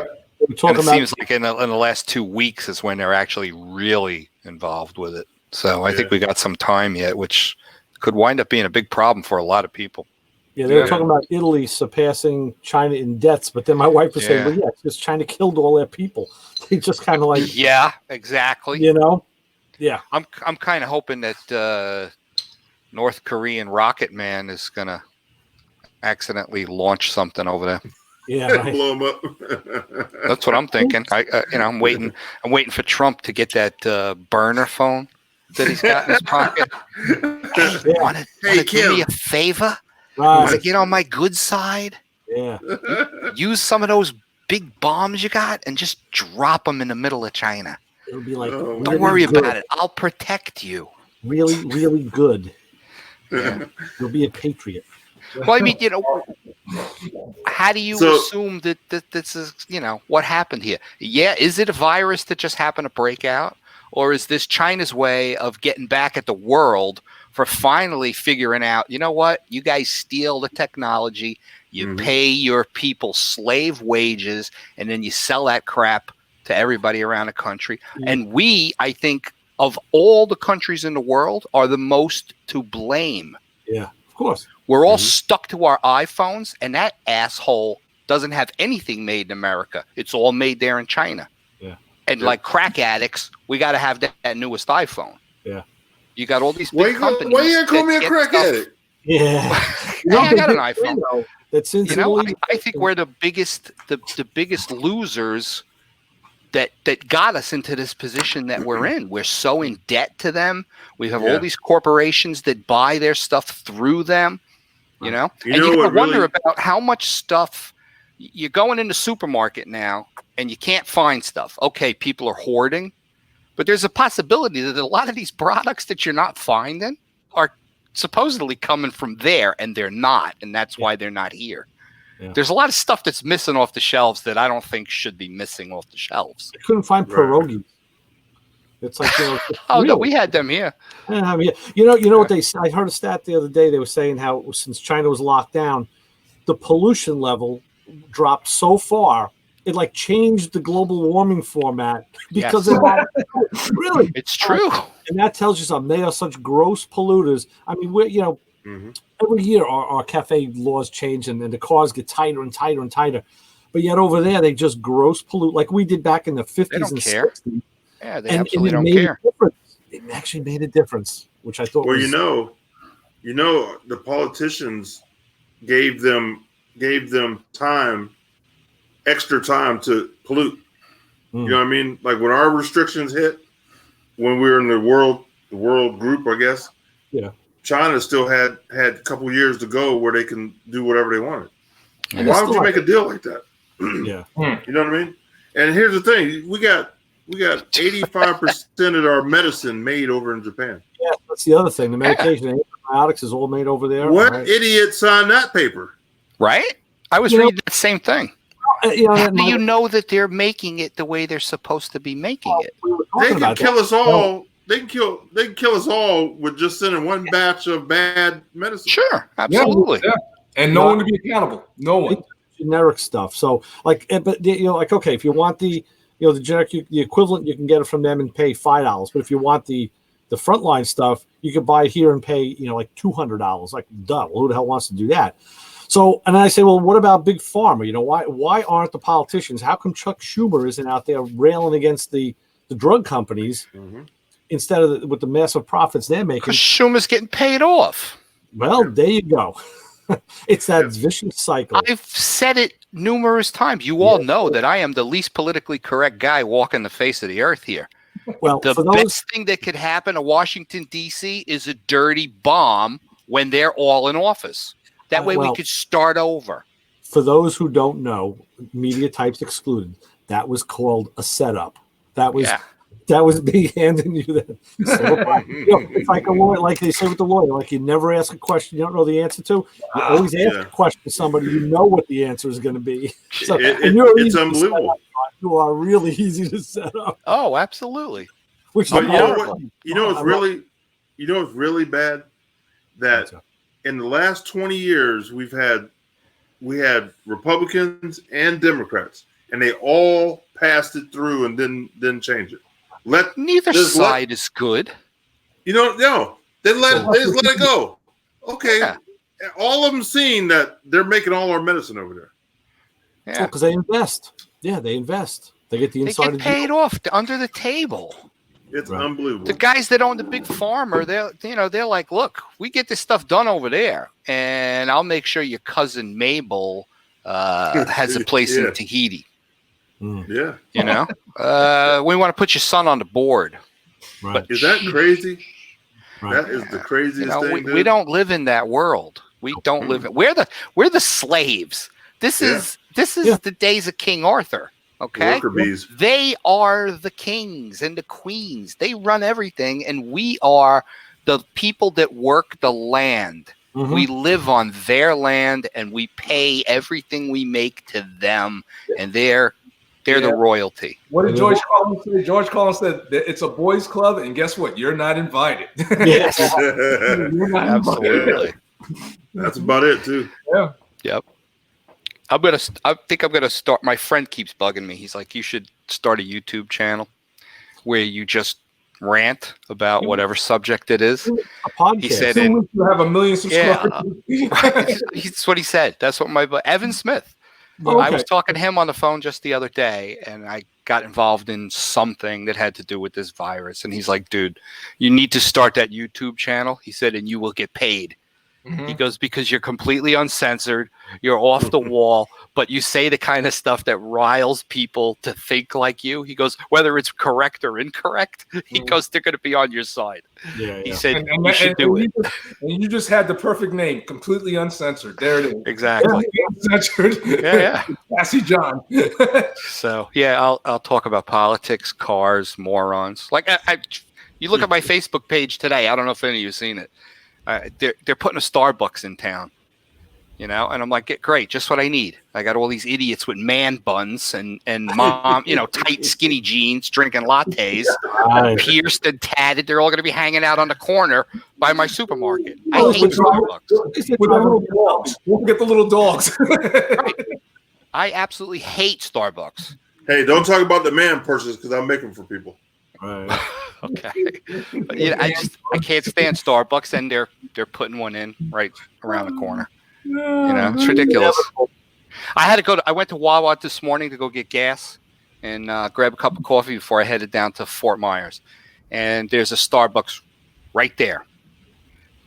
They're not letting them in. The line outside, but there's a line outside that Starbucks in the drive-thru every day, all day. Yeah. And I was ready to shoot some video while I was gassing up, like the lemmings. See, that could be the they are.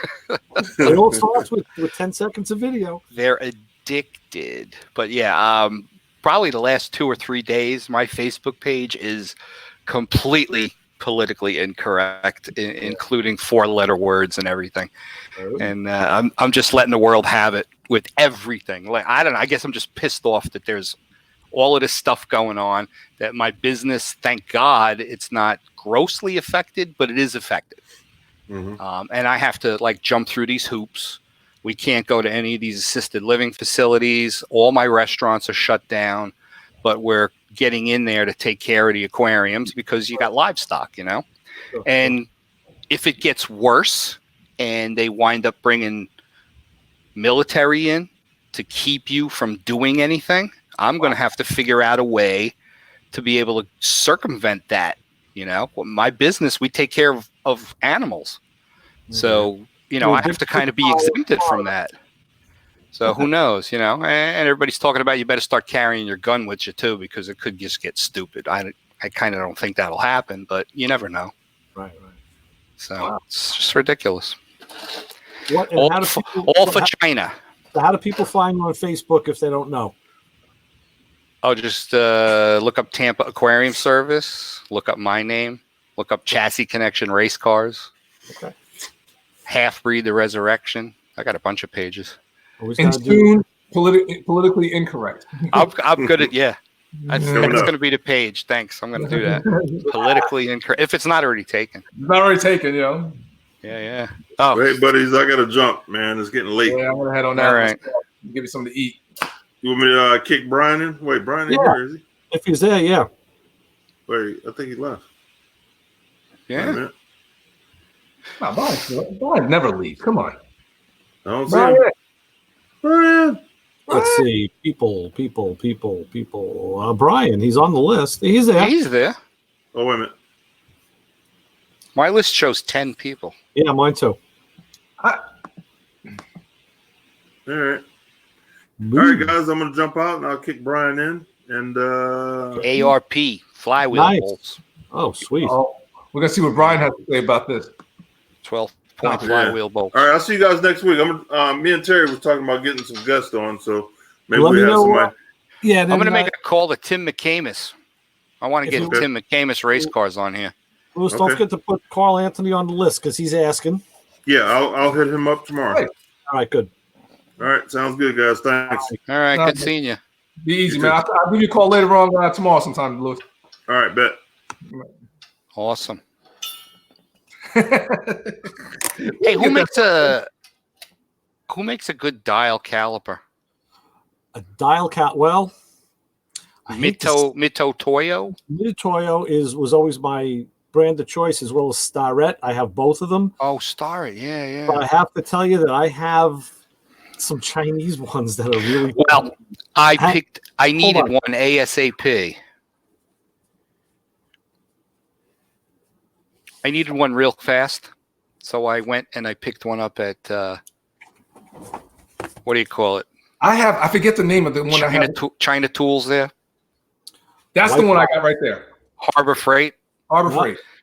so Yeah, white so box. it's this This is it's travel. this company. It says on it SHA Shars. There's Okay. an SKF too. It looks like everybody else's, but notice what happens. It says Zero it. Yeah, Well, you zero it, right? Now watch. Open. Close. it doesn't re-zero. Open. Close. It's like Yeah. you got to re-zero it every time. Yeah, that's a That's problem. one I got. What are you doing? Some rear end get work? Shh. Yeah, these guys. This is like I said. These are the, No, I had to. When you buy ARP stuff, Yeah. they give you length under head. Right. That's how you measure. So- a- Yeah, so you got to measure what's going on. So I needed to use this end for depth. Yeah, the depth gauge. depth into the crankshaft Right. and also into the heads because the header bolts are blind holes. And I wanted to make sure I had enough thread after I go through the header flange and the sandwich gaskets that we're using from Cometic. Right. And then I needed to make sure I was going to have enough thread in the aluminum heads. I didn't want to have any problems. I was thinking about doing studs, but I opted out on that one. So I had to use this side to measure hole depth and then order the proper flex plate bolts, header bolts, and some other stuff for the Project Camaro. Because it's not like you can just, like the old days where you would go to Mr. Gasket and it would say automatic flywheel bolts or Right. header bolts for a big block Chevy. There you go. You know, when you go to ARP, they make them in all different For whatever ways. you want. Yeah. You gotta do Six, homework. You gotta do some six work. bolt head, six type, 12 Six, point 12. head, different lengths, different shanks. Like this has a shank that's actually going to be the part that's in the flex plate. There will Yep. be no threads. It'll be a shank. Yeah. Which is nice. Which That's is the called- smart way of doing it. That's You- called a shoulder bolt. Right. You want the shoulder to be carrying the torque load from the flex plate, which is, attached to the converter. And That's not why So it's you always, got to have the right stuff. that's why it's always nice to have the original hardware, because then you can measure off the original. There's nothing original here. This is an aftermarket okay. engine, I aftermarket know. transmission. I've got a Yeah. flywheel. What kind of transmission he's got in that Camaro? It's a Turbo 400 from a company up in Long Island, Select Performance. Was he planning on racing this thing? Longtime friends of mine. No, but it's I told them what I needed. I need a hopped up 400 with a regular valve body. In other words, no reverse valve body, no trans brake to drive, but it's got to be able to handle 800 plus horsepower. So they set me up with a whole thing, And then I've got the flywheel. I got the flex plate here, solid. Ooh, From yeah. this is from JW. They're a Florida-based transmission company, Right. And it's an SFI one. Mm-hmm. So this'll. I called up JW and I'm like, what do you got? And they're like, oh yeah, we got one that'll handle like 2,800 horsepower. I'm like, perfect. I'll do it. Nothing like some overkill. Yeah. Yeah, and it was great because it literally showed up on my doorstep the next day. Wow. Well, because they're on the East Coast. Right there, yeah. Yeah. Nice, and also a nice little heavy metal band from New Jersey. Yes. Overkill. Where'd Terry go? He lost him. Everybody's dropping out. People going all over the place. I don't know. Terry, did you go home? Go to bed? But on that He said he was caliper, hungry. there may be a problem on the rack. I would take a look at the rack and see if you can clean it, because sometimes it'll jump a tooth or two, and that's how you get that off measurement. Oh, I wouldn't doubt it. I had a really nice one, and it got broken. You would laugh. I have one at work in my toolbox, and it's a Starrett, and the lens is missing off of it. Yeah. And on the back, where the piece slides through the body of the caliper, way at the back, there's a little strap with two little tiny screws that captures it. That's missing. Yeah, that's Right missing. there. And the lens is missing. So I put it in my toolbox, close it, and I use it all the time with no lens and no strap, and the thing just keeps on going. Sure. Yeah. I mean, But this thing's like a real knockoff. Okay. It's built exactly like everything else. Yeah, well, even the one I But showed it's totally inaccurate though. you. Yeah. I mean, it's good for like one shot. See, these guys, you zero it, you measure, and then you put it away. I've had good luck with these. I have them in the garage. I have them in the basement. I have them at the shop. I use them all the time. But I always put them back in the box. You got to keep them clean. That's the big thing. Yeah. Well, I'll try spraying it with some carburetor cleaner. Yeah. The good ones they give And you I'll use the air blower. the good ones give you a calibration tool with it. And yeah. I don't know if these do. They probably don't. No, this is the only thing in the box, Yeah. but it was cheap. It was Yeah. only like $22. Right. I'm like, oh, single use. And here I am guilty buying Yeah. China shit. Well, yeah, we all are at one time or another. You can't get away from it. I mean, there's some stuff you just can't, unbelievable. The problem is you can't even figure out where they're sourcing stuff. You Right. know, like if you want to go to a company and buy something, you don't know what you're going to get until it shows up. Yeah. And then you look around for that made in China tag. Right. Or I'm Taiwan. hoping that when we get through with this, that enough people get pissed off and say, you know what, I'm going to think twice about buying this product that I know comes from China because I see the tag all the time. Yeah. I hope corporations say, well, we're back to like rock bottom when Trump moved into the office. Yeah. Maybe it's time we started doing something here and supporting our country. That's it. Corporations have to do it. Brian just said Fowler. That's another brand that's good. I have some of them too. Fowler is a good brand. Yeah. He says it was bought out by a Chinese company, though. But Fowler was. They own everything. I know. They absolutely own everything. And we that's the need problem. we need vigilante groups to go around and destroy whatever properties they've bought here in America. Oh, that's a lot of stuff. That's too. what I'm telling you. That's what we need. I have a We shelf need, right we over need to figure out how to monetarily kick their asses. Yeah, we got to not be in bed with them. That's the thing. Well, The shelf I got this caliper off of, I have, I think, 20 of them on there, but I have also, it's like 2 shelves filled with measuring equipment, Starrett and like I said, Mitutoyo stuff, mostly Starrett stuff people have given me, stuff I've collected, machine shop tools, and you can't sell them anymore. I mean, people don't want to spend the money on the good one when they can buy the Chinesium, and it's a shame. I know. You know, it really When I is. had the shop on Long Island, it was real easy for me to get in the truck and drive 5 minutes, and there was this huge MSC warehouse on Comac Road. Right. And I would go in and just get all of this good name brand stuff. Not a problem. You know, good drill bits, dial calipers, whatever it was, clamps, you know, vice grips, real good vice grips. And all of that stuff was there, you know. Not a problem. But now, if I want to get anything from MSC, I got to mail order it. Right. And there's a tool warehouse in Bohemia. I went out there a couple times. yes, and they sell a lot of cool stuff too. A lot of good. I've been there too. Stuff. Yeah, good stuff. So Tampa is not a. I'm going to say it's not a manufacturing city. Mm-hmm. You know, when I was looking for stuff for the chassis shop, non-existent. Okay. When I lived on Long Island, where do you go? Farmingdale. Oh yeah, Boom. sure. Right. There's tons and tons of metalworking machinery, new and used, or hot hog.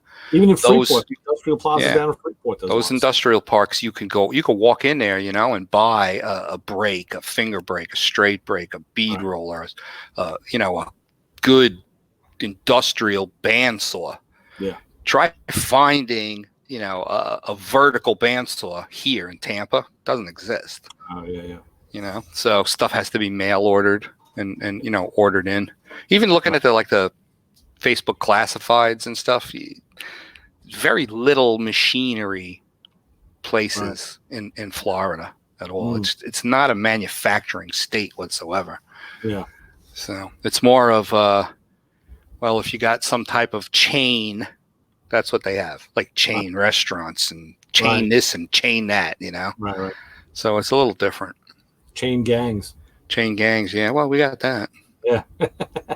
And we got Grady Judd. Who's Grady Judd? He's the sheriff in the next county. Is he? Okay. Perfect name for a sheriff. Do a YouTube search for him. Sheriff Grady Judd. He's on national TV all the time. I think I've seen probably his stuff then. Short guy with wireframe glasses. It's not like with people behind him. There's like, you know, a couple. Always. He loves to be on the news. Yeah. He loves to do press conferences. But I'm going to say he's old school sheriff. Yeah. You know, he believes in manners. He believes in truth and honesty. He hates criminals and perverts. Yeah. He's the guy that he made, I think, world news. There was a hostage situation a couple of years ago in his county. And the guy locked himself in the house and he started shooting. Well, his deputies unloaded, I think they said there was somewhere around 2,000 bullets. Like Bonnie and Clyde. They killed the guy. Oh, yeah. And, you know, when asked in the news interview, really? That many bullets? And he's like, when you shoot at my deputies, we will shoot every single bullet in our arsenal until you're dead because you don't shoot at my deputies. Cut the house in half.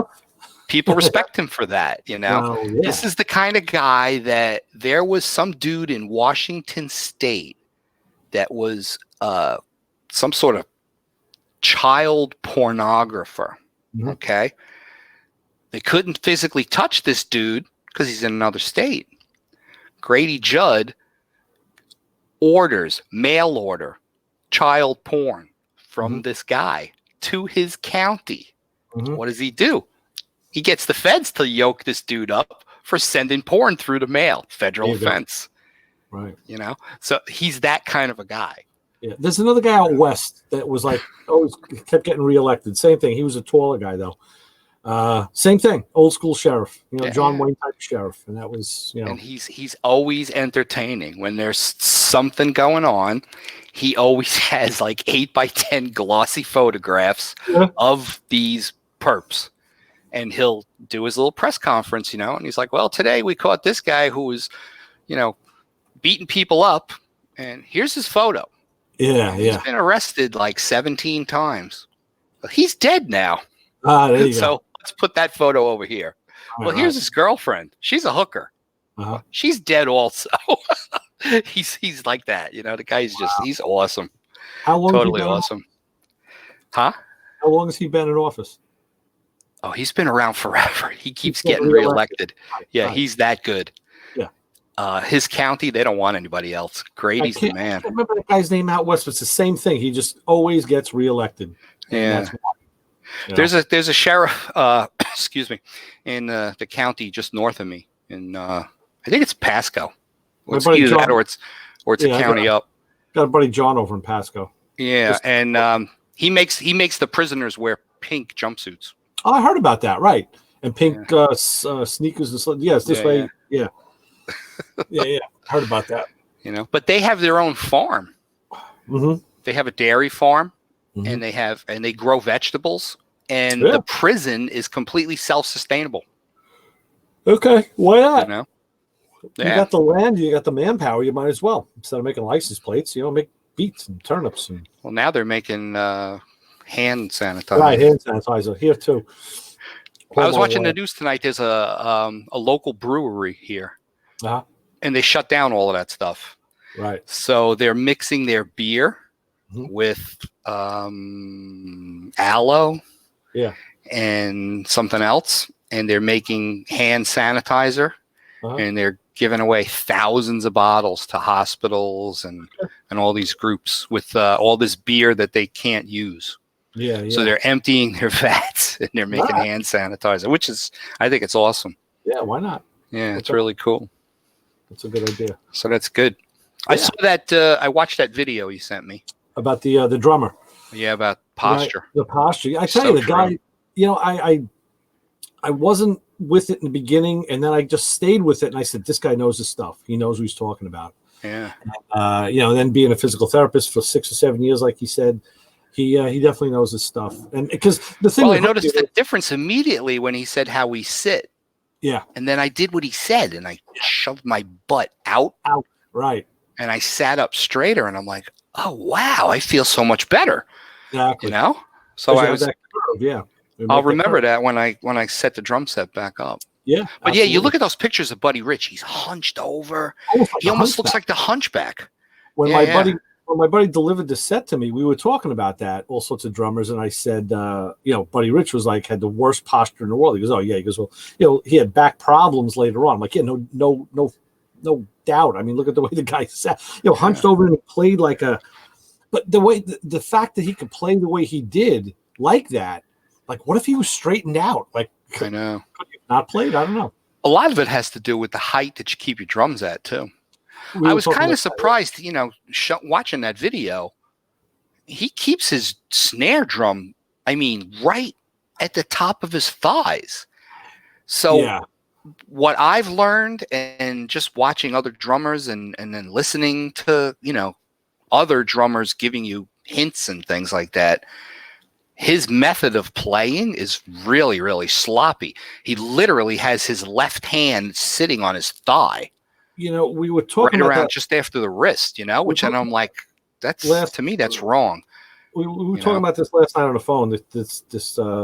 My drum guy, and he said, first of all, he goes, oh yeah, well the guy's drumming was like, huh. I'm like, wow, really? I'm like, I mean, he didn't drum a lot in that video. It was about posture. It wasn't about drumming, but I thought, Right. wow, sounded okay to me. He carried a good groove. I think this guy's just down on everybody. But anyway, And I said to him, you got to realize, like, he's working for Sweetwater. They have these studio stuff. They probably just stuck him at a set and said, okay, you're going to do the video there. So it probably wasn't his set or set up for him, and he just had to do a little bit of fill work, So I don't think that would be his. The stuff that I heard him play, I think he's good. Sounded good to me. Not hey, to Tom. he did. Oh my God. I saw another video after that. What was the drummer that did 50 Ways to Leave Your Lover? That's Steve Gadd. Steve Gadd. He did a whole thing on Steve Gadd. And let me tell you something. Yeah. He did that whole thing from 50 Ways to Leave Your Lover. He did the stuff that that Steve Gadd did with Steely Dan. Right. Real intricate stuff that yeah. I was like watching it like, oh, so that's how it's done? Right. I watched and that too. Yes. there was a lot going on there, and he had it down pat. And I'm like, oh, this guy's an awesome drummer. Yeah, absolutely. He was doing stuff that I had tried to, figure out years ago before everything was computerized and right. and that's it. Now watching just trying to guys, do it by ear, and I could never get it. It's like this. I'm watching these guys and I'm seeing, okay, they're doing like a double tap with a handle. They're doing a double fill. They're doing 16ths. Now when you can see it, it kind of clicks in your head. Yeah. I know it's just screwing around on the set. I'm just playing with different combinations. Everything, just moving things around. And I ended up going to the Rich, taking a snare and canting it forward a little bit. Yeah. A lot, but maybe 15 degrees. And I tell you, when you want to do a roll on your end, it's great for when you got to do a buzz roll. It's easy for doing a roll on the end, right? And then, of course, the rim shot roll. It's really, I forgot how much I liked having that canted snare. Yep, I used to have mine like that, and then I wound up I raised everything. Uh-huh. I watched I have a DVD from Peart, and his stuff is. He says that you should try to keep your snare drum, and your floor toms around the height of your belly button. Yeah.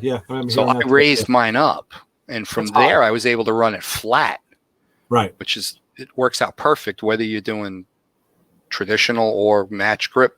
Right. And then it winds up putting everything closer to the heads on the mounted toms. Which just makes everything real quick and easy. I was trying to line that up too. And I tell you, I tried a little bit of match grip, and since I never ever played that way, I might as well be try left-handed. It is so foreign to me. I just can't. I think it's actually easier to pick it up. I never played. I learned traditional like you did. Right. But I picked up match grip later on my own, and I would just practice. Yeah. That's it. You got to practice. It's all about practicing. You got to start from the beginning. Singles, doubles, triples, paradiddles. That's what you got to work. I was just talking to Tom about, because I left the set in my den, and I'd like to leave it there, but it's kind of loud on the first floor. So I was looking into those mufflers. Well, I was looking into low volume cymbals that they sell. And my lawyer's son has a Ludwig drum set, and he has the Zildjian low volume cymbals. I was looking at them on Sweetwater. Yeah, you can hit those things like a maniac, and they go, shh, right. They're awesome. It's because they got a bazillion holes in them. Yeah, exactly. Well, he told me to get sound offs. He said, go get sound offs. Yeah, use those. And there's an EQ pillow that Evans makes for the bass drum. The black one that's you can flop it around. That's the one I was telling you about. It's really boomy, and I want to thud that down a little bit. Plus, retune the head. He's telling me. I mean, he even knows, like, he tunes his, like, Tom's got to be a G, and the bass, the floor tom is a B. I mean, it's a D. I'm sorry, and it is like, doom. It's like a freaking ash can. But I'm like, dude, like, he had a tuner on his phone. He turned an app on his phone and just stuck it on the snare. He's like, G, G, G, turning the things like, really? Okay, music teacher. I tune by ear. Reminds you like the pitch pipe back in grade school. Okay, let's see. The nuns always had those in their pocket. I sat and watched Terry Bozzio. Oh yeah, tune that giant kit. Oh wow! When he came to my local drum store for a seminar. For like 2 days. Yeah, well, it was in February, and it was one of the coldest Februaries we had here in a long time. Yeah.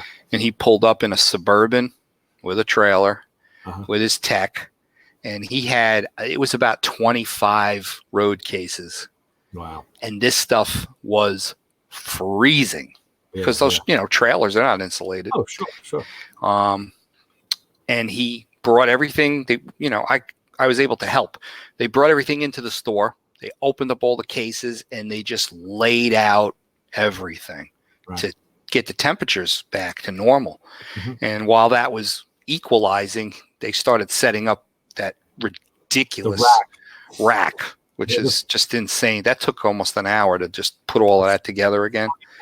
And then, they hung the cymbals, and then they started putting the drums in place.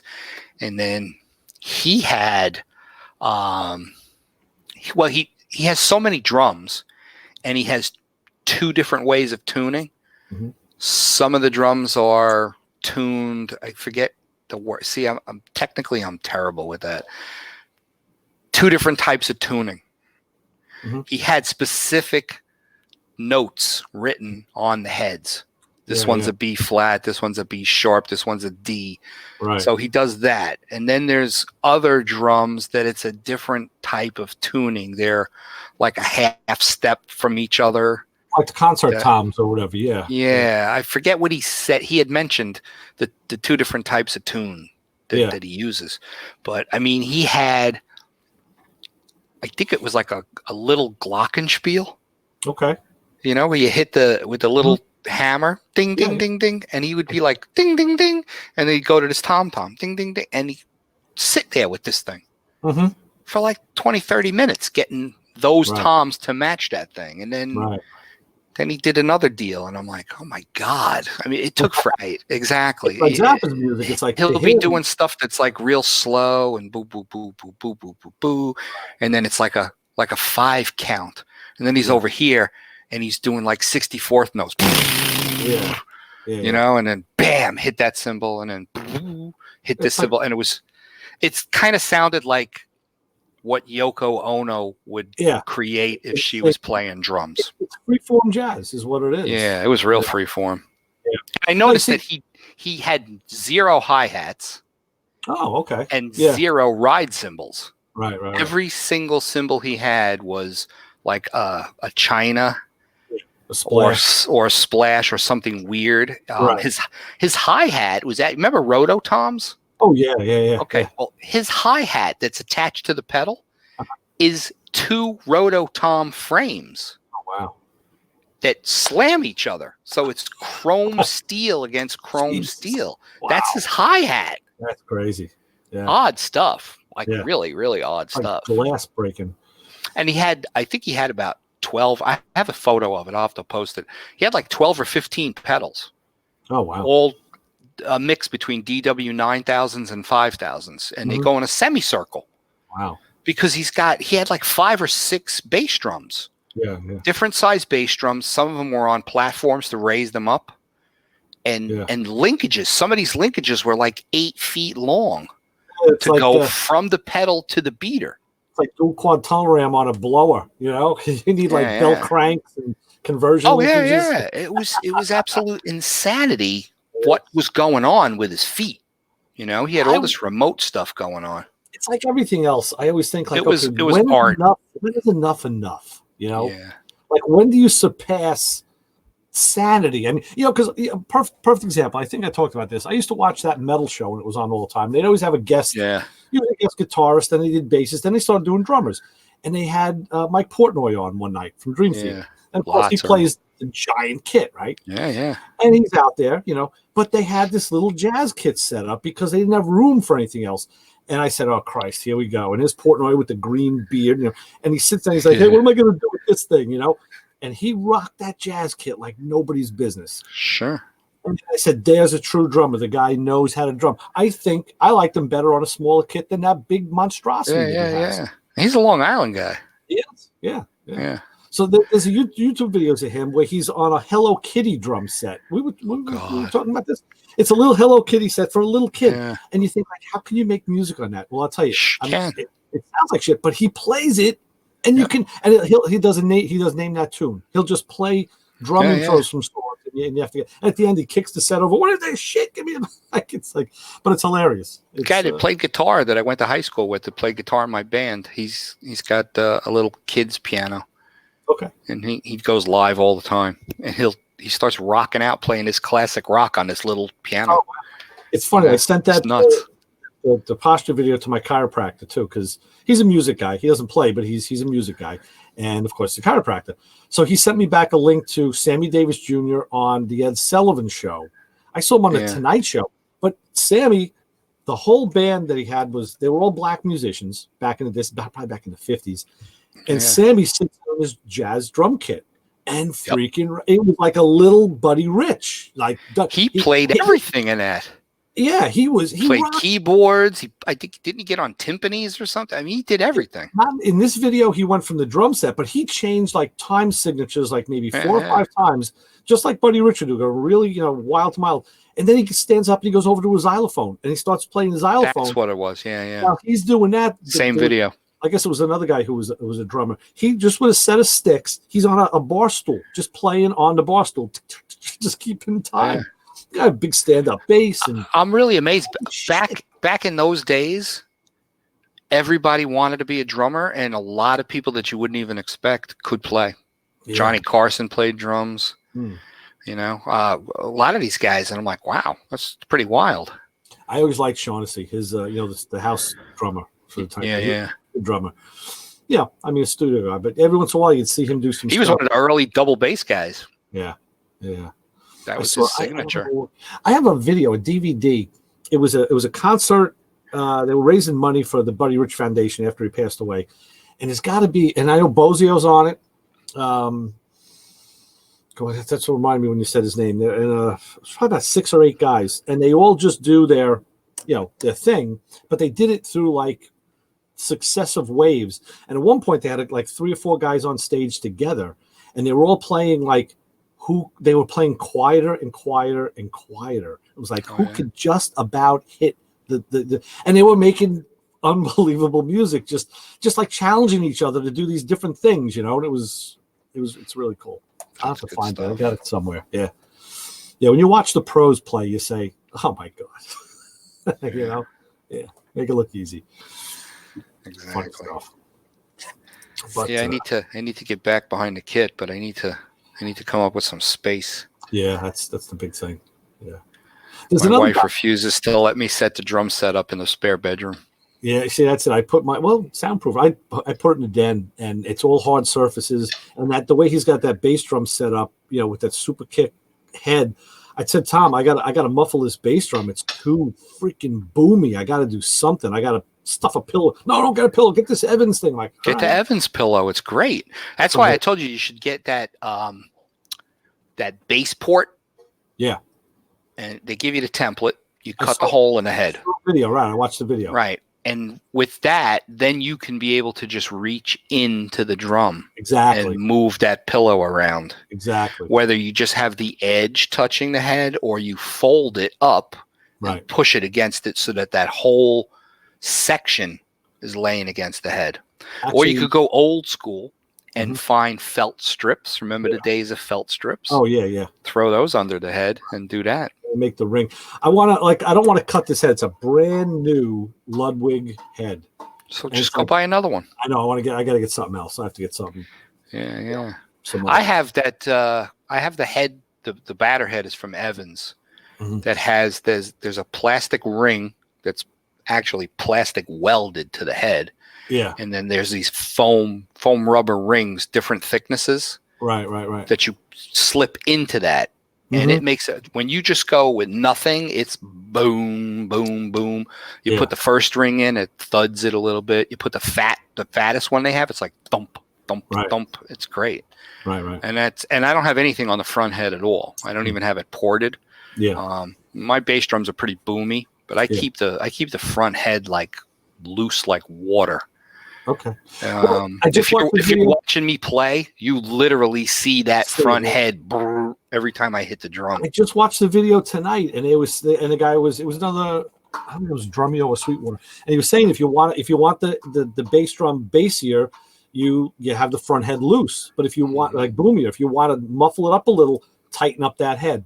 So I got to see where this one's at. I don't know where it's at. I just tune by ear. Yeah. Because I got a lot of drums, right? And I just make sure that each one is a deeper pitch than the one before of it. Sure. But I tune all my drums on the low end of everything. Okay. Like my last floor tom is like a bass drum. You know, you hit it, it's like boom. That's what my floor tom You know? sounds like. And my first tom, which is my little 6 by It's a 6 little by 6, doop, doop, is doop, like doop. hitting a bongo. Yeah, right. You know, those things, there's no sustain in that 6 by 6, no matter what you do. No. I It's bought just it. It was actually a 6 by 8, Mhm. and it was a concert tom. Right. And it was horrible. Mhm. No matter what head I put on it, I had a coated head, had a clear head. It was always like it sounded like a kid's drum. It was like doink, doink, doink. Yeah. So I met a local drum builder in the next town over, and I told him, I said, do me a favor, cut this thing down to a 6 by 6. Mm. Put a bearing edge on it, put lugs, and give me a hoop. And I want to put a bottom head on it. That made it ringy. So it's high pitched, but it rings. At least it's got some sort of sound. And then the thing that I did was for the 6 and the 8, he charged me like to do the woodwork, drill the holes, put the edge on it, the whole deal. He charged me like $60. Oh, it's not bad at all. Yeah, I bought the lugs right from the dealer. Okay. I found from another dealer, I bought the hoops for the 6 and the 8 are from who made Octobons? Tama. Oh yeah. On a Tama Octobons, they folded over the hoop. Oh. So in other words, you didn't have an edge that you could hit like a rim shot. Yeah. They coiled it over. It ran literally like a 1/16 of an inch above the head when you tighten the head down. Okay. So that way it's literally like playing a bongo with a drumstick. You don't have to worry about rim shots. Mm-hmm. You got this little 6-inch target, you know, and I was able to get an 8-inch one also. So my first 2 have those rounded over hoops, and it makes it real easy to get around, you know, because like I said, I go from 6 all the way down to 18. Right. It's a long run. I was watching that girl Cena again yesterday and today, and she had two floor toms, and I'm watching her go to that far right one, and she was like, I'm watching her hip, like her whole midsection twist. I'm thinking, yeah, that's going to be a problem. Yeah. It took me a long time. I'm not flexible at all anymore. Right. It took me a long time to be able to get over there. I guess if you use the stool, like turn yourself on the stool. Yeah, it's hard. I was able to just kind of move stuff around and get the 2 of them there. And then I went and got a 3rd floor tom. It's another 16-16. I keep that on the left side. Yeah. I got 2. Yeah. Along with a 2nd snare drum. Oh, I just got way too. I got a 5 by 6, 5.5 by 6 Superphonic metal, and then I have a 4.5 by 14 wood, a maple. Right. So I have a wood snare, metal snare. Yeah. And I can swap them back and forth depending on what my mood is, but I usually leave the metal snare. This guy Tom he's got it's on his website. It's a Neil Peart snare, and it's got a wood hoop, like a wood hoop. Yeah, like the guy from Letterman. Yeah, what's that guy's name? He used to wear that funky French hat all the time. Yeah. Can't think of his name. I know who you mean now. Yeah. He wound up playing for Springsteen for a little while. Okay, yeah, that's a thing too. So yeah, he plays. I'm pretty sure he plays Yamahas. I'm almost positive he plays Yamahas, and he's got wooden hoops. Tom was endorsed by Yamaha. He just sent me this is his latest snare rack. Oh, those snares! Oh my god! And these drums are all like $500 and up. You know, some are like in the thousands. Like Jesus, really? Like wow! Like again, when is enough enough? Like what is? I mean, we were talking about that last night. We were talking about. I asked him a couple of like ethereal drum questions, and he was saying something about picking something up using. Oh, I know what it was. We're talking about Sweetwater. He goes, I got my own dedicated salesman, on my account. Nice. I said, I said, Tom, up here in New York, I said, you're from here, but I said in the car and the motorcycle world, the guys I hang with, I said, we got a term for that. We say, I got a guy. Yeah. I got a guy. I said, so someone asked me, hey, you say, yeah, I got a guy. It's like, you know what? I and if I like you enough, I'll give you the guy's number. If not, let me know. I'll ask the guy and I'll have him call you. So he was laughing. He's like, holy shit. He goes, some things never change. Huh? I'm like, no. I said, so you got a guy. I said, you got the guy, man. That's He's the it. guy. He's like, I guess I do. I just found out I got a guy today. Where's the guy? Well, when I went to that Carlisle show when Lou was here, we were walking around the Midway, and there was a company that was selling aluminum radiators. Okay. Dual 1-inch tube aluminum radiators. Really nice looking stuff, all TIG welded, beautiful tanks, the whole deal. So I need to get a radiator. I'm going to have to get a radiator for this Camaro. And it's going to have to be a stout piece, Right. So I started talking to him, and he's like, well, what motor you got in the car? I told him 632 inches. He says, see that display? That's a 67, 68 radiator support from a Camaro. Oh. He says, take a look at it. He goes, you notice it doesn't have a very large opening. Mm-hmm. He goes, you really can't put a big radiator in those cars. He said, unless you modify the radiator support, you're going to have to cut it away, So he tells me they're working on a deal. They're going to build an aluminum core support that's made specifically for a larger radiator. Perfect. And what it does is it actually moves the core support's going to have a jog in it, which is going to move the radiator further forward. Mm-hmm. They're going to give you fill plates between the support and the header panel. Yeah. And it's got a full shroud with venting with dual 14-inch spout fans on it. Right. The whole deal. And he says, but we're just prototyping it now. Okay. I said, well, why don't you get me in on the deal? Yeah, you need a test bed? Right. Yeah. So I got a phone call from them today. And they're going to send me this working prototype that they have to install on the car. Mm-hmm. And see what needs to be modified or changed or what other ideas I can come up with. And then they'll start to produce. Nice. So that's a good thing. That's really good. I'm talking to the guy, and it turns out he used to work for Jet Hot in Connecticut. Okay. Cool. And when he asked me when he looked in the notes and he went, Chassis Connection race cars. He goes, weren't you on Long Island? Mm-hmm. And I'm like, yeah. He goes, I used to do Cook's headers. We used to coat all of Cook's headers. I'm like, yeah, he shared a shop with me. He goes, I got a funny story for you. I was like, what's that? He goes, my best friend owns a car you built. No fooling. I'm like, what? And he's like, yeah, it's a green Beretta. It's a tube chassis green Beretta. And I'm like, oh my God. I built that car like in 1995, I think. Wow.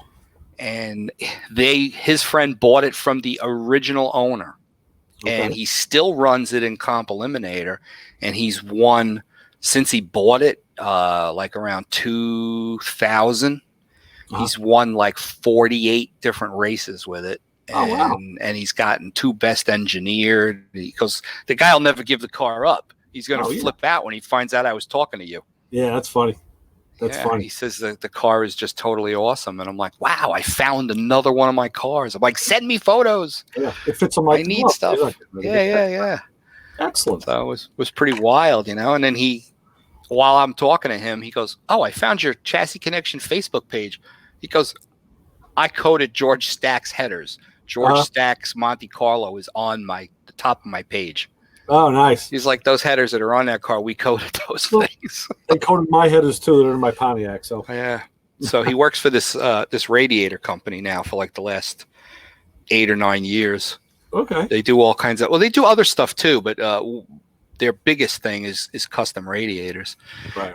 And he told me that this radiator system, it has the air conditioning condenser.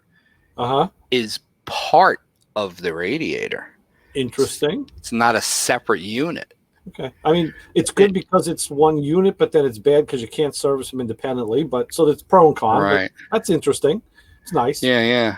It's all part of it. Yeah. It's all Cool. my